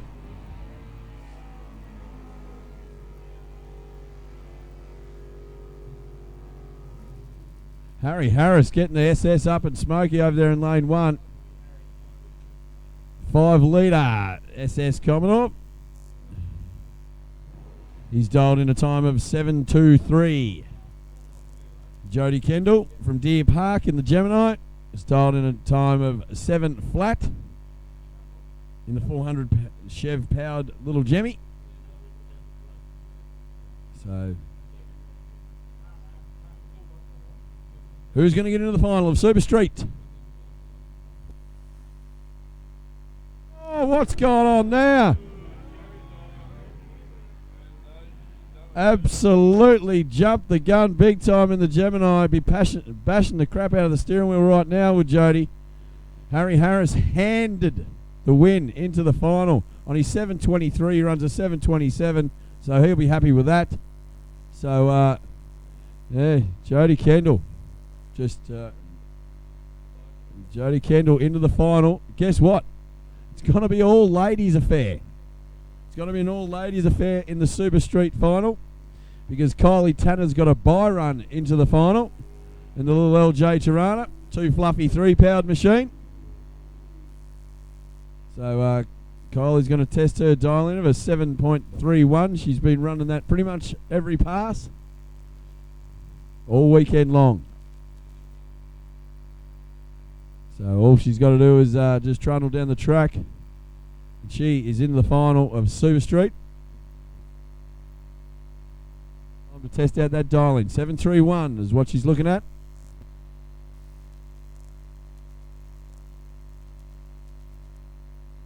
Reaction time of 0.084. That's one of the best ones for the weekend for Kylie. Can she pull it down the other end? Yes. On a 7.31, she runs a 7.32, 90 miles an hour. On an 0.84 reaction, she's got to be pretty happy with that. As long as she can replicate that in the final up against Jody, it'll be all go. Junior Dragster semi-final time now.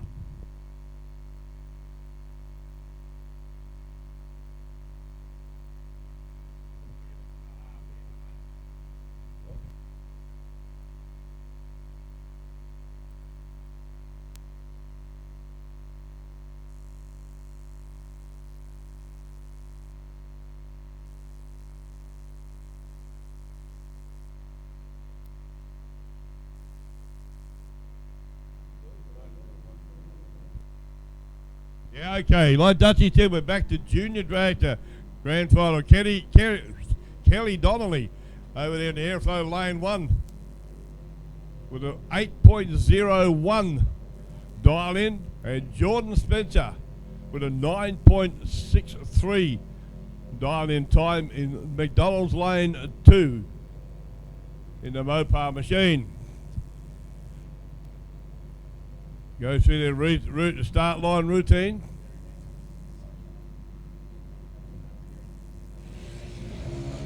And that's it, Jordan, give it the shoe. So that's what happens. And Kelly, the same thing. They're pushing back. Mum's doing it in the other line over there. And their dad's coming in place. Here we go, getting ready. So there's going to be a bit of distance, 1.5 second, a bit over 1.5 second difference in the lights on the start line there. So you'll see Jordan Spencer from Diggers Rest in Victoria in McDonald's lane 2. We'll leave the line ahead of Kelly Donnelly from McDonald Park in South Australia. Okay, the stage looks like possibly deep stage from Kelly Donnelly there. Jordan Spencer moves in pre-stage. And now stage. Here we go, ladies and gentlemen, semi-final. And can Kelly Donnelly run them down? Looks like could be. As she got the legs in the finish. Fairly slow reaction time, but goes through for a breakout there for Jordan Spencer in over McDonald's lane 2, 9.620 on a 9.63 dial in to an 8.094. Elapsed time. Yeah, Daniel Carranza from South Moringa, Victoria, gets a bye run. 3 car down to 3 cars in the junior dragster bracket. So this is the bye run. So Daniel Carranza will be running off against the winner of the last one. Kelly Donnelly. That's it. So that'll be this guy out here, Daniel Carranza against Kerry Donnelly in the final. Getting down really down the business end of the day now, ladies and gentlemen. There he goes. Slow takeoff, just a cruise track down the track. Reaction time of 0.0, not too bad, until a 0.38. Just cruising down the track, taking it easy. 12.318, 50 miles an hour. Now into bike action, ladies and gentlemen. With the tracks cleared, you'll see the semi-final of bikes come round.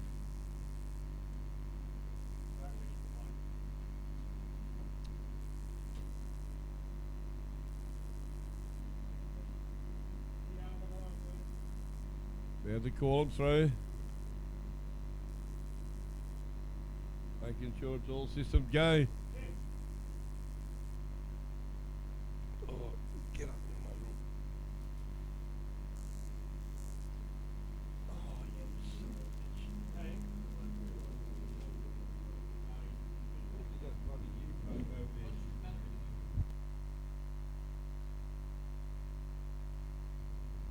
Okay, we got Matthew Allen over here in lane 2 on the Allen Racing Suzuki 1428 cubic inch Suzuki motor. And the airflow lane we got Wally Hoster in a Suzuki Hayabusa. 6.14 dial in for lane 1 Wally Hoster, and a 5.46 for Matthew Allen.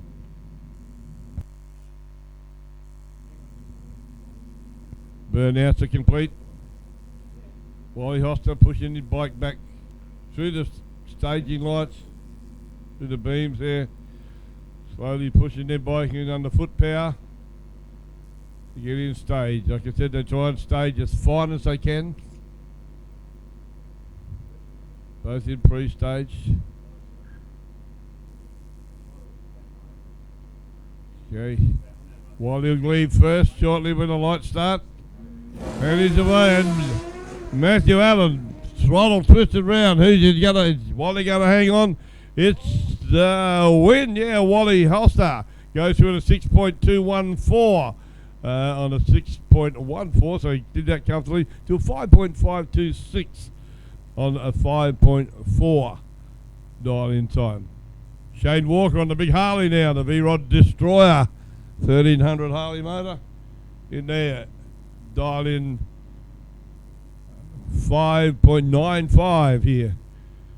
Will he give it the shoe, or will he just cruise it along?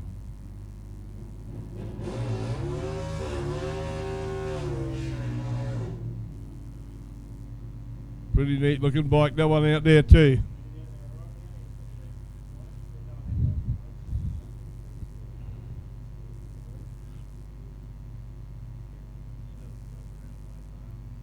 All the way from Newnham in Tasmania. Shane Walker on the Harley out there.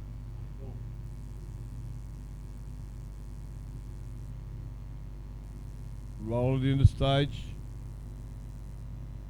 3 stages on. Here we go, ladies and gentlemen. Up the ribs there, and puts a slipper in and away. Front wheel just licking the ground. There he's buttoned off. He pulled the pin there, and he's cruising slowly through the 6.989 on a 5.95 dial in this time.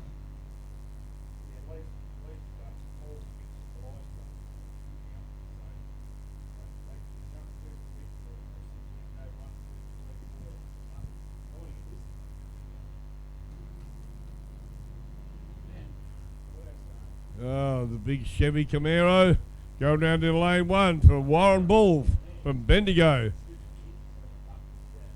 And Colin Griffiths over here in the McDonald's lane 2 in the Toyota Celica with a 557 Ford power against a 500 Chevy powered Camaro. Nice smoky burnout from both cars. Colin Griffiths in the Celica. Stops well short of staging lights. Waits for Warren Bull to reverse back. Now they're both moving forward into stage. All the camera people are crouched around getting ready to the finals time, ladies and gentlemen, and they're keen to get yourself. Look at them go, here we go, and both off the way. And both cars button off for some reason. It's going to be a... Don't know what's going on there. It was on and off, on and off, on and off. The 6.383 win to the Celica.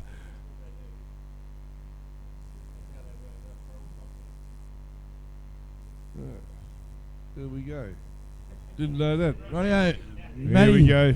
Matty Forbes, ladies and gentlemen, here he is. The man doing double duty this weekend. Qualified number 1 in both modified Dragster and Supergas. He's already into the modified Dragster final. And look at this, by run into the Supergas final. So he's going to set some history today, ladies and gentlemen, here at South Coast Raceway. Matty Forbes is going to have 2 cars in 2 different finals in a national round. Unbelievable stuff. So Supergas, the index is 6:30. He ran a 6:30 earlier today. Can he do it again? He's got to do it 2 more times.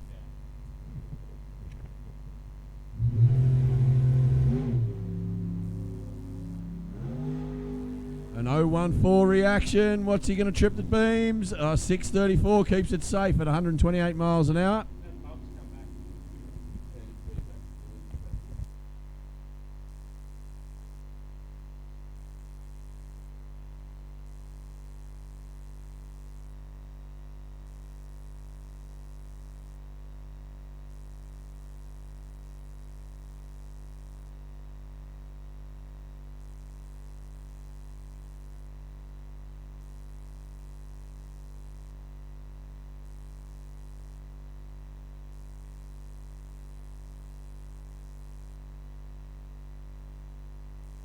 Big 57 Chev waiting to come around for a run.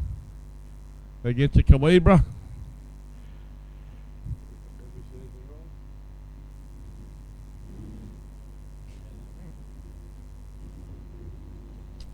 And Danny Busella in the 383 Chev powered Calibra over here in lane, the McDonald's lane 2, and a 57 Chevy, 565 V8 Chevrolet power.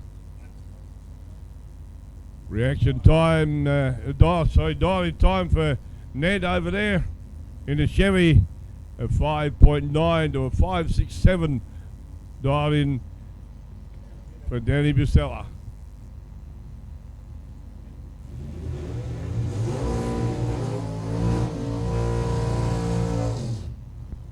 Smoke 'em up, burnout time for both the boys. They won't be leaving very far apart, these 2 gentlemen.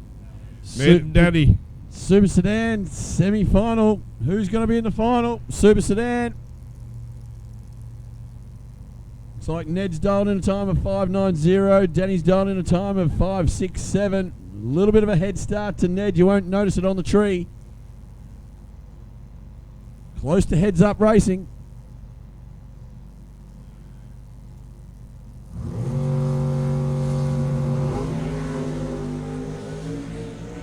Jump out the hole. Looks like the Chevy got a hole shot there, and absolutely nothing in it, Pete. Close. Nothing in Look it. at Danny takes the win in lane 2 by 0.001 of a second. It's about an inch and a bit. You flea. So Danny takes the win into the final. Who's it going to be up against, though? Glenn Henley or Steve and his brother Mike Hunt. Big smoky burnout from Glenn. See what Steve Hunt has in store in the big XW panel van.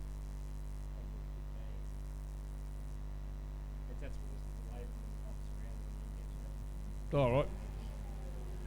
Okay, the little 12, that's a 1200 unit, the shopping trolley, as my man called it. A big 350 Chev motor. Glenn Henley from Henley Chassis built car. Beautiful car. Bosses out on the start line every time with his arms folded, watching what's going on. Do it right, or you're in trouble. He's up against the XW pedal man with a 408 Ford motor with Steve Hunt from Mawson Lakes in South Australia. And of course Glenn Henley from Mount Gambier, just across the border from here. Getting close down. Here we go. Oh, that was a quick roll through. Red light to Glennie Henley. Hand passes the win over to Mike's brother Steve in the panel van. So he's in the final. He rolled forward in the stage. I thought he was going to break the beam before the lights went, actually. Unfortunately, the car crept forward. So I say before, when they say these guys, the first light comes on, the second light, they just try to get it, so it just activated. Unfortunately there for Glenn, he run a little forward and staged what we call very, very deep. So when he took off, he had no room for any error at all. So unfortunately, pulls a red light, hangs a cherry on the tree, and gives the win to the XW van, and the Aeroflow lane 1. A little bit of a break now, folks. I went over there a little while. There's still some tuck around if you want to grab something to eat. They'll certainly look after you okay in the both the canteen, and there's still a bit of tucker down in the barbecue area as well. Liquid refreshments also still on offer, and there's still some merchandise up there as well. I checked that out before. They've got some t-shirts and some little hoodies over there for the kids. So if you want to keep your kids warm, buy them a good quality hoodie. Go and see the man up there, and he'll certainly look out for you. Don't you worry. And there should be should be just a few of those Fuchs flags left. Oh, they're all gone. Sensational.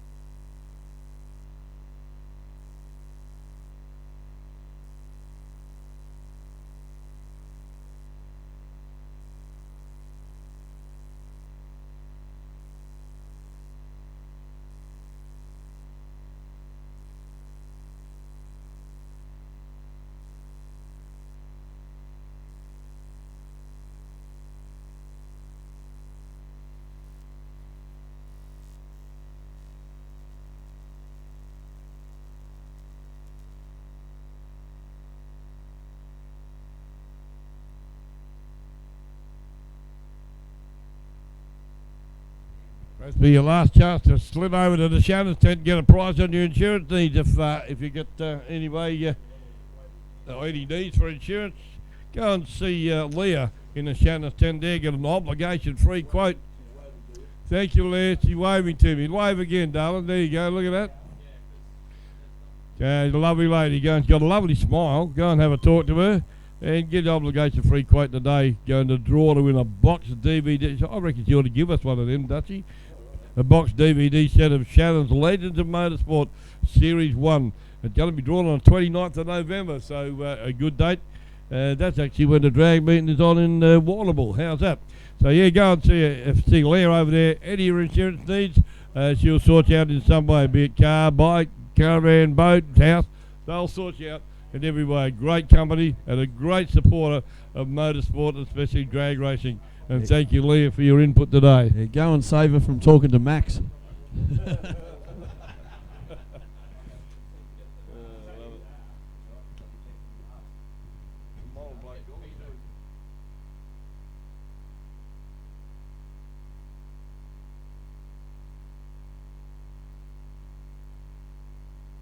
With all of us there, just over by the club rooms, when they tally up everything, get the winners, and go to present the trophy. So you're most welcome to stay for that, and grab a coldie, grab a spot, and sit and enjoy, and watch the lucky winners, the guys that worked hard, and girls that have worked hard all day to put on a good show for all of us out here.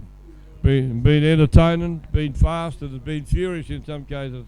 And we've had some, I believe we have got some records being broken today, some best bits and pieces, and that'll all come out at the presentation thing. So certainly worth to hang around. Just received a text say the barbecue's closed. They've got 3 burgers left. They've finished cooking now. 3 burgers left. So last chance to get a burger this weekend. Get to the barbecue tent. You never know. Might be a lucky prize to go with it. Get a slice of bread as well as a burger. Who knows? So go down and check them out down there if you haven't tried it. The burgers are supposed to. They are really nice.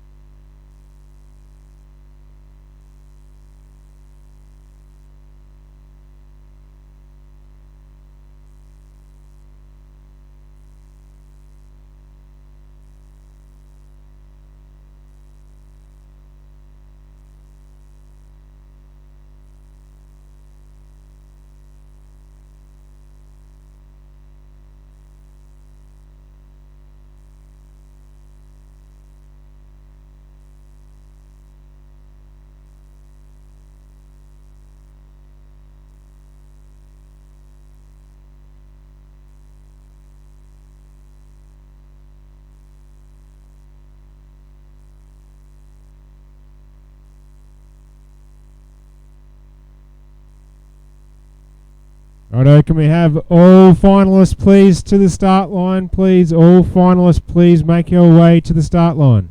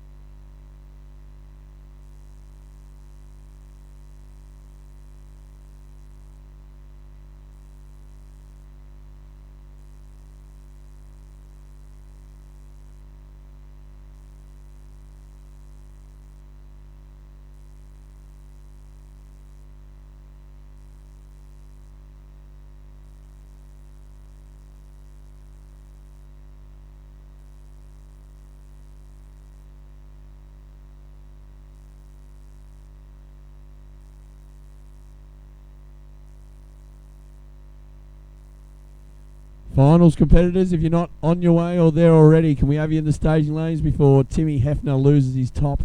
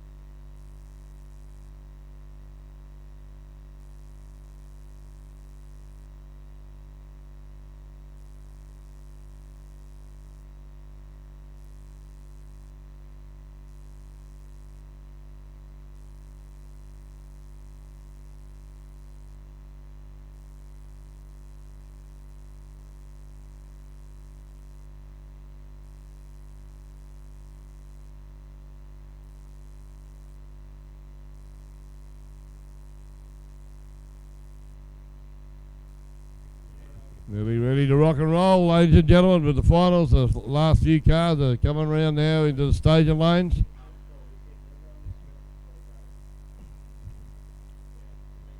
Quick changeover.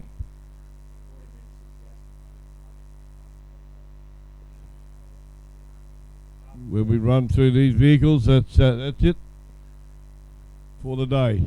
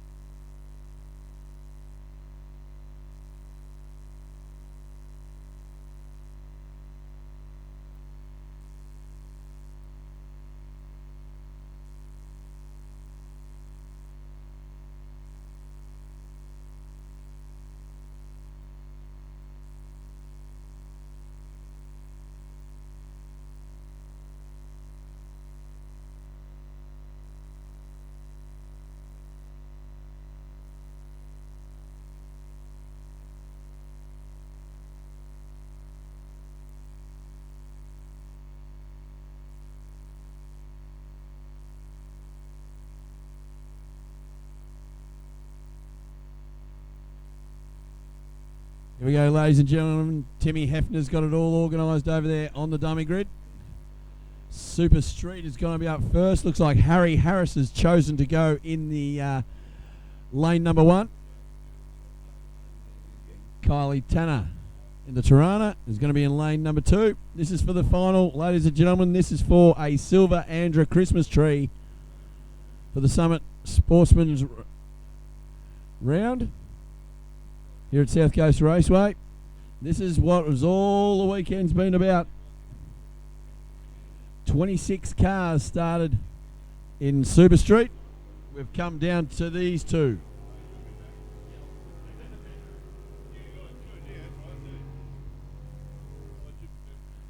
Harry frying the SS's rear bags.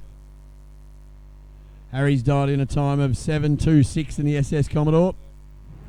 Kylie's dialed in a time of 7.31 like she always runs in the Tirana over here in the McDonald's lane 2. So Kylie will leave just a breath before Harry takes off. You won't notice it on the tree. Can Harry pull it off?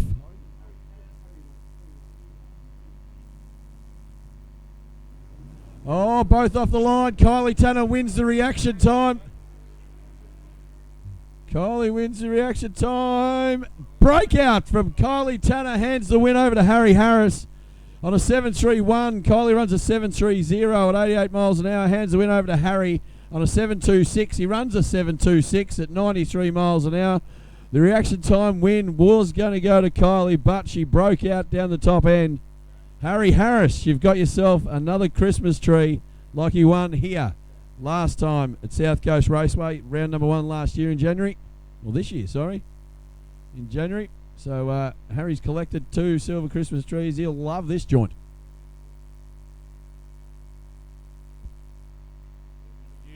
So close to their times, and consistency is also the name of the game.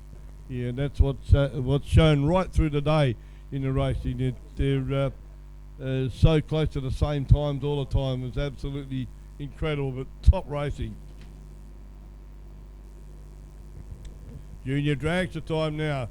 Here we go. Kerry Donnelly from McDonald Park in South Australia, and Daniel Carranza from South Marine in Victoria. Got an 8.01 dialed time for Kerry Donnelly to 12.3 dialed in. Put your hands together, ladies and gentlemen, as the Super Street finalist. The winner, Harry Harris, comes back up the return road. He probably won't even know that he's won, ladies and gentlemen. So put your hands together for Harry Harris as he comes back the return road. He's going to be pretty stoked. He won't even know that he's got the win yet, because it was tight up the top end. He wouldn't know that Kylie's broken out. So let's see how he goes. I think he knows now. Junior Dragster's time. An 8.01 for Kelly Donnelly in lane 1. A 12.30 for Daniel Carranza in lane 2. So that means a 4-second head start to Daniel Carranza in lane 2. This is going to be big. Let's see if Kelly can chase down Daniel. A 4-second head start. Count them in. Oh, the reaction time win goes to Kelly Donnelly. Can rack it in. Top end. Yes. And so Kelly Donnelly takes a win on an 8.01, runs an 8.11 at 79 miles an hour. Daniel's 12.30. He runs a 12.38. Margin of victory, 0.008 of 1 second. Absolutely beast penis in it. The win to lane number 1. So close once again, Dutchy. There's nothing between them, is there? That's what final should be. Best against the best, and my golly. And that's what I was explaining before. They technically, the times are set up so both cars will get to the finish line at round about or almost right on the same time. And you've seen it exactly in that last race. Same again. And in the first one too. Like Dutchy said, he wouldn't have known that he won until he got down here and saw his crew going sick. And also he got his time card out there. Bike action now. The Harley V-Rod Destroyer over there in the airflow lane 1. Shane Walker and Wally Hoster in the Suzuki in lane 2, McDonald's lane 2. Shane Walker in lane 1 has dialed in a time of 5.95. So Wally's dialed in a time of 6.14. So Wally's going to get up in about 0.2 of a second first, so you won't notice that on the tree. It's half a light. So these two are going to be handlebar to handlebar, not much in the cubic inches. CCs being motorbikes, both that close to 1300 cc, it's not funny. So let's see who's going to take the Christmas tree home in this one, Shane Walker or Wally Hoster. It's Harley versus Suzuki Hayabusa. Handlebar to handlebar.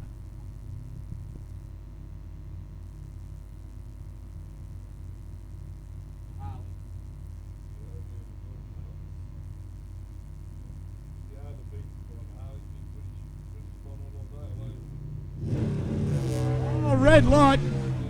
Wally in lane 2. Red lights hands the win over to Shane Walker. He also drives it out the back door and PBs and breaks out, does Wally. So pretty much he did everything to lose and hand the win over to Shane Walker on a 5.95, runs a 5.99. But the win was already done before he left the line. Red light hands it the win over to the Harley.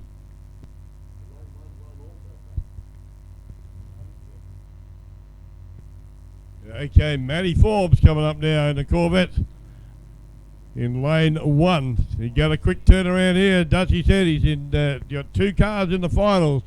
This is the first one, and the Dragster patiently sitting back there, so he has to get up, get back after the race, get back and get his bum out of there and straight into the Dragster and get up on the line ready to go. He's running up against Colin Griffiths in the Celica over in lane 2. 6.30 is what they want to be running. So the reaction time is going to be absolutely imperative. So we'll see Forbes, he already run a 6.30 today. See what the Griff can do in the Celica. 557 cubic inches of Ford versus 598 cubic inches for Forbesy in the Aeroflow lane 1. Keep an eye on this. 6.30 is what they're after. Reaction time's going to be massive. Reaction times are very, very close. Side by side. Win to Forbes. The win goes to Matty Forbes. 6.33 versus a 6.31. So Colin Griffin was actually closer, but the reaction time win goes to Matt Forbes in lane 1 by 0.003 of 1 second to the Lucas Corvette. Lane 1 has won all the finals so far.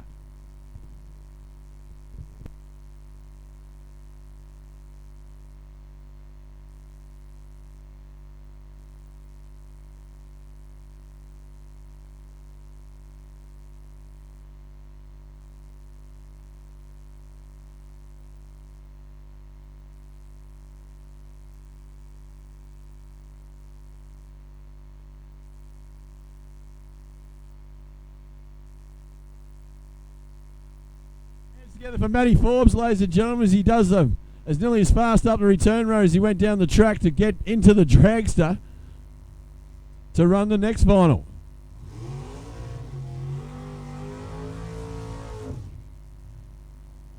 We got Mike's brother Steve in the XW panel van. Steve Hunt has dialed in a time of 6.45.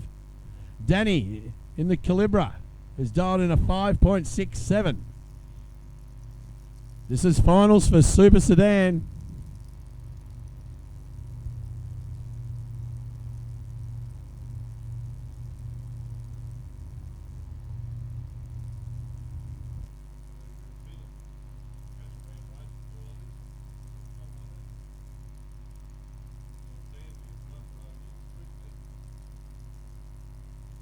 Just waiting for Danny to pull it up to full stage.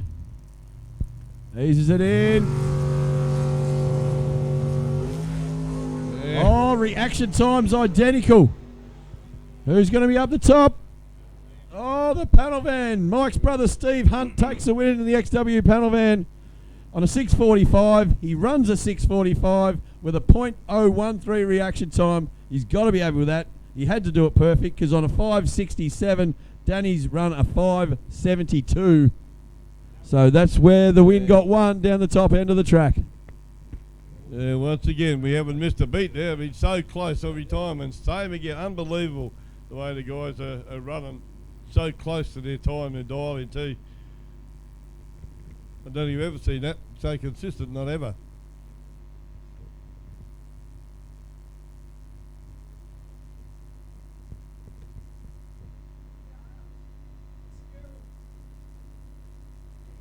Couple of local lads, ladies and gentlemen.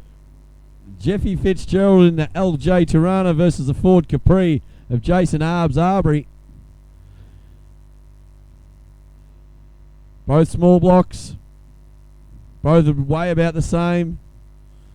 Both dial-ins are absolutely the same. 540 versus a 539. There's nothing in that. This is going to be heads up. Heads up racing for Henley Chassis. Ford versus Holden, but they both got Chevs in them. On sides at all. Where is he? Couldn't even looking for him. He's there somewhere. Here we go, ladies and gentlemen.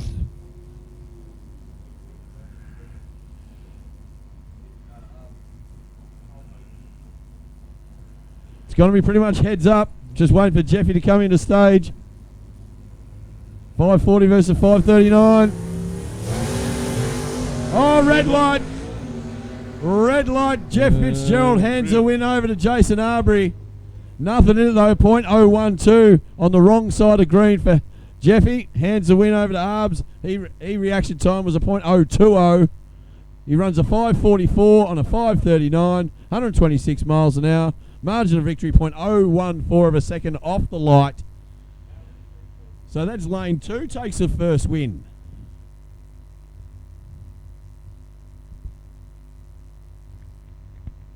Right. Matt Forbes. No, we're not repeating ourselves. Matt Forbes is up in the final of modified Dragster against Leanne Braggs.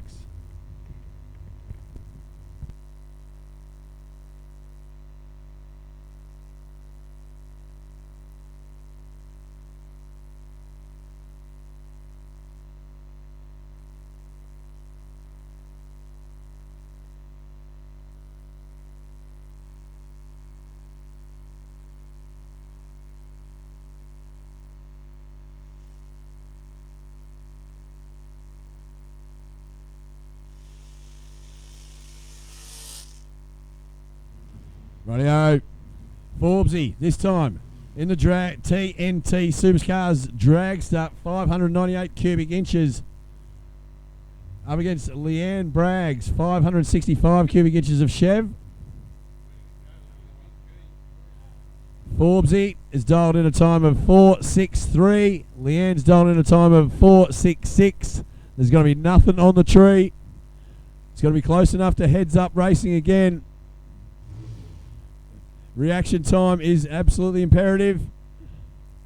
These two seasoned campaigners. Forbesy just arrived back in the country during the week after his stint over in America. Leanne's back in the car after kicking Michael back into his own car. Right, who's going to double stage first? Forbesy just in front of Leanne. Reaction time just of Matt Forbes.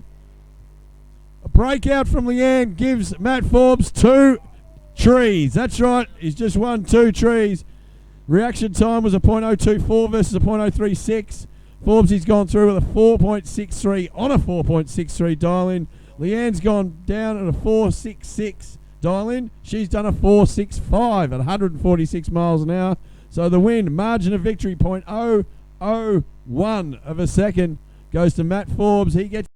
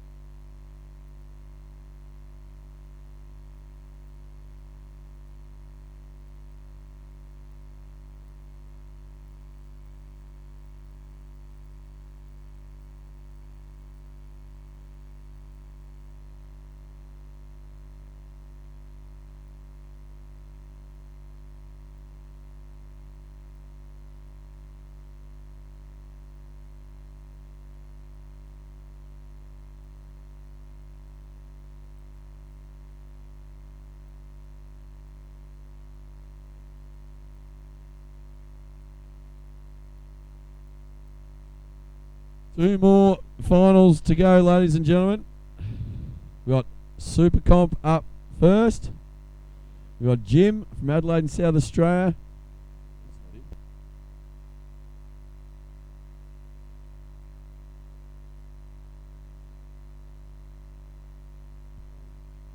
In his VS Commodore with 312 cubic inches of Holden motor in it, up against Craig Geddes.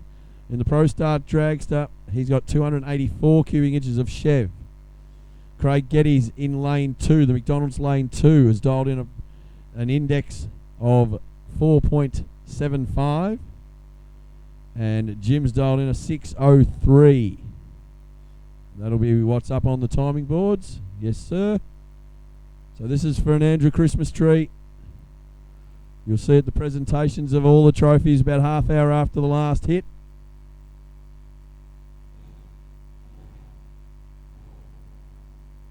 So hang around, grab yourself a can.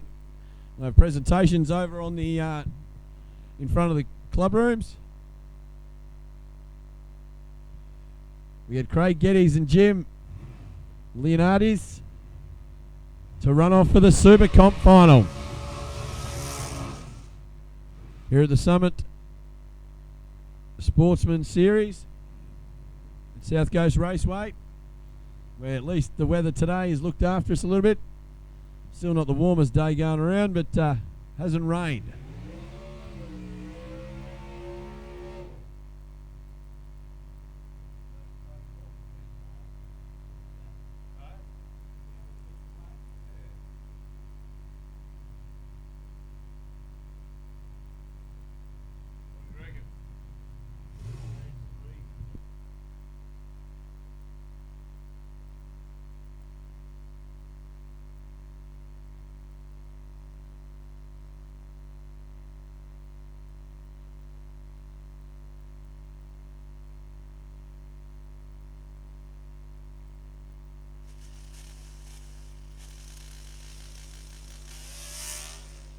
Oh, the reaction time goes to Craig Geddes in the Dragster. He's got to drive around him, does so, takes the win. Runs a 4.57, 147 miles an hour. Up against Jim's 5.11 on a 6.03. So the win goes to Craig Geddes, drove around him. So Craig Geddes gets the Christmas tree. Yeah, beautiful drive there. Hey, yeah. Took a lot of doing to get around and keep the boot in that for that long and not break out. But these guys know their cars. They know they dial them into the track themselves and learn what they got to do to get there. And you can see it to perfection actually. And right through the finals has been an awesome finals here. I believe on series I've never seen racing as close so consistently ever. Usually got a bit of time to breathe between them, but these guys have not had anything at all. It's been amazing and so entertaining. Heads up racing like that, as we call it, when they start together. It's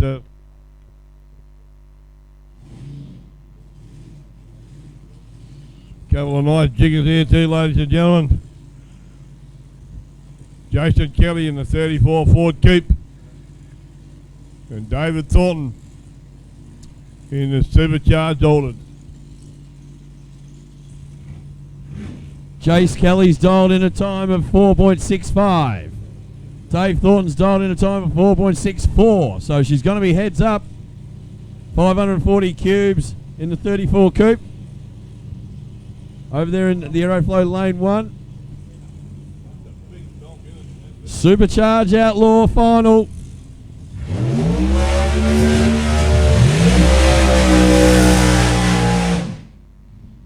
Have a listen to those babies rumble.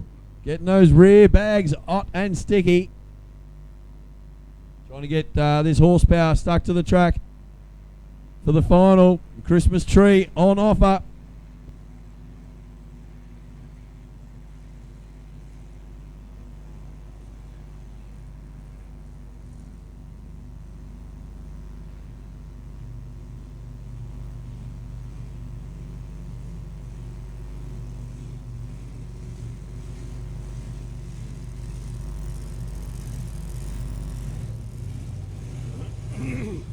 The crew back and back in those big black set of 11s they just laid down the track.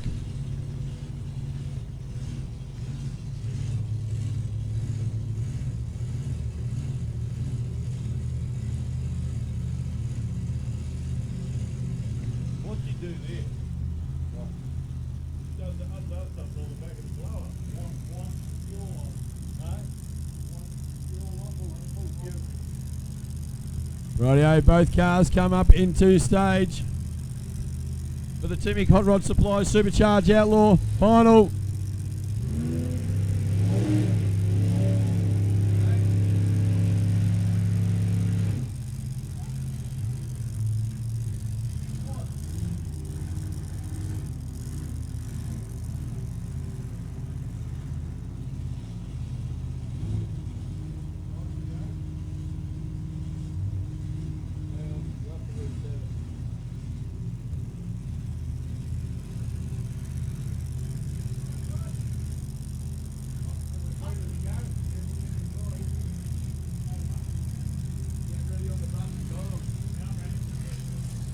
A bit of a hiccup there. Now we're back into pre-stage, into stage. Watch it this time. Here we go. Yeah. Nothing in it down the top. Breakout from David Thornton. Hands the win over to Jace Kelly in lane 1 on a 465, runs a 495 to take the win. Dave Thornton on a 464, runs a 462, 148 miles an hour. Breakout win, hands it over to Jace Kelly in the Supercharged Outlaw final. Unbelievable stuff. Once again, That's so close.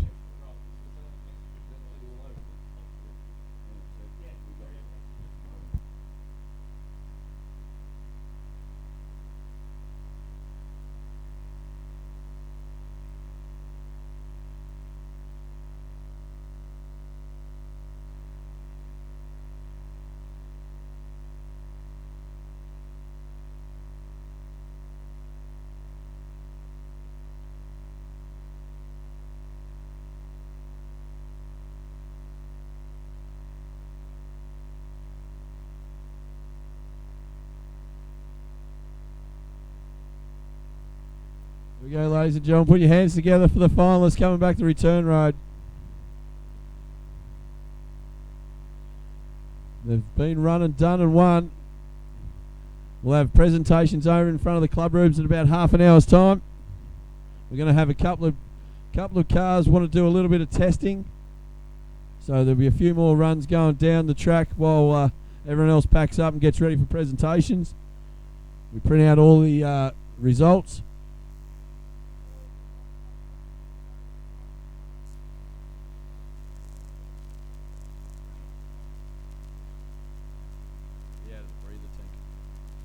So just a couple more passes left, a little bit of testing for a few of these cars that went out in the earlier rounds.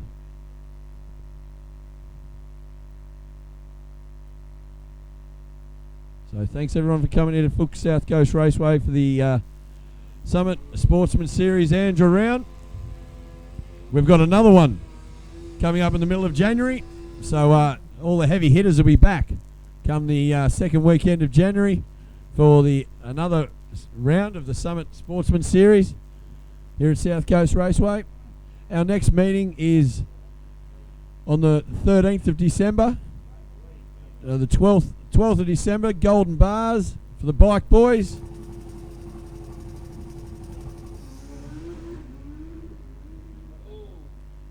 Close to the centre line there as he leans it over. But yeah, the 12th of December here at South Coast Raceway, we're going to have the Golden Bars Challenge. So a big field of bikes, also a bit of car support classes, not to mention the jet cars are coming down as well, and Stunts Inc. motorcycles riders are also coming here on the 12th of December. So make sure you get backside trackside for the Christmas party we have afterwards as well here at South Coast Raceway. So make sure you get your backside trackside for that. Don't forget, next weekend is Casterton Drags down the Sanford Flats is next Saturday. And the Sunday after that, the 29th of November, is the Warrnambool Drags over there at the Aerodrome. So get over there, support the local drag racing scene. It's thick and heavy at the moment. So make sure you get your backside trackside to the local tracks in the upcoming couple of weeks. And we'll be back, as I said, the ANDRA Summit Sportsman Series will be back on track here at South Coast Raceway in the middle of January. The next round of the Summit Series goes to Mildura on the 4th and 5th of December. So I dare say a few of the drivers here will be heading up there in about 2 weeks' time, 3 weeks' time, as we get a bit more testing underway. These two are a couple of heavy hitters. This is going to be a good match race, this. Both of them around the 5.5 mark. Both of them around the 5.5 mark. So this will be a heads-up side-by-side kind of pass. As I said, just a bit of testing going on for the cars that went out in the earlier rounds. Didn't make it to the final.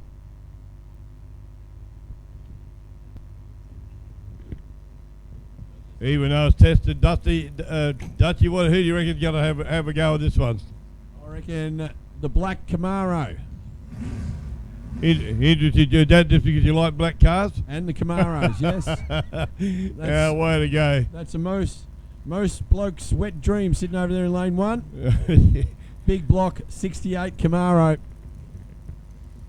Up against the little shopping trolley of Glennie Henley. But it's going to be a close race. Here we go, ladies and gentlemen. Whoa, wheels up from both cars. Glenn Henley gets away on a flyer. Oh. Looks like Henley got across the line first, but he would have broke out. So Glennie won with a 5.5 over a 5.8 from Ricky Smith. Reaction time was absolutely spot on with an 0.36 and an 0.35. There's nothing much in that. Once again, Rick had a drama off the line when the wheels went up in the air.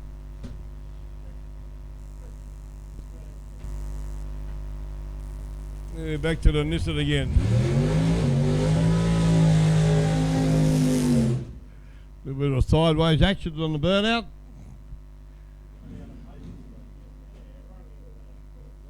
Solo run here.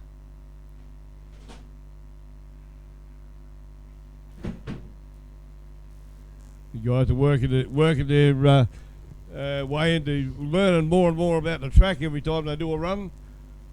Different track, different characteristics, of course. And there's been a lot of comments about how good and how sticky this track is, and been one of the issues that's been plaguing some of the guys today. The not being able to read just how the track's come on this afternoon. Talking to a chap a little earlier.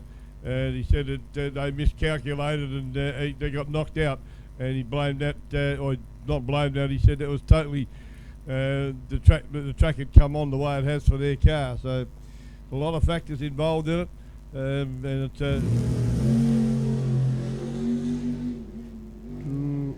on and off close to the centre line. He goes through it. A 5.931, 117.83 mile an hour. Reaction time was 0.031. Not too bad, but not all that good. Not as good as Dutchie's was earlier.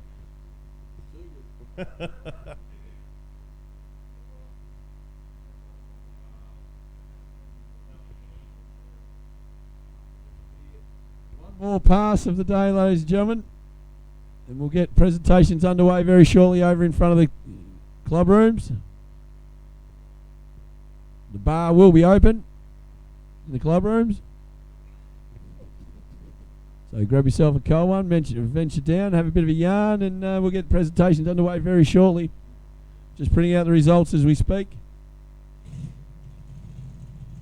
Here we go. There's fire in the engine of the front engine dragster.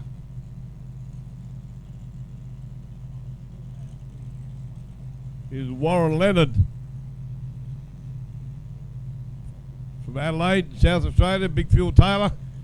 Walking up there, Phil and I go back probably 30 years. Good engine builder, Phil, a lot of knowledge in that man. This is his engine in this car.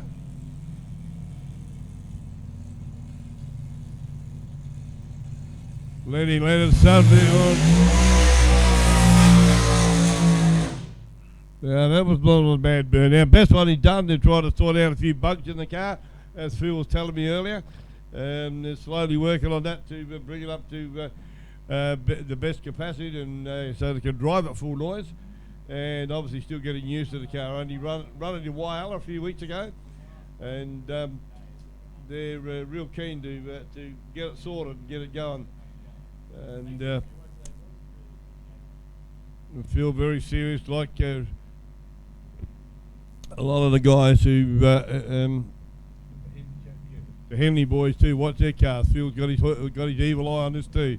Lined him up, telling him where to go.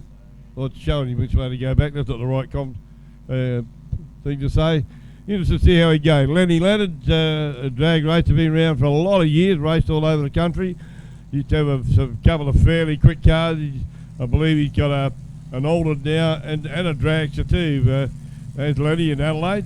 And he's had a really, really beautiful Ford Capri many years ago as well. So going to the OG Speed Shop in Adelaide.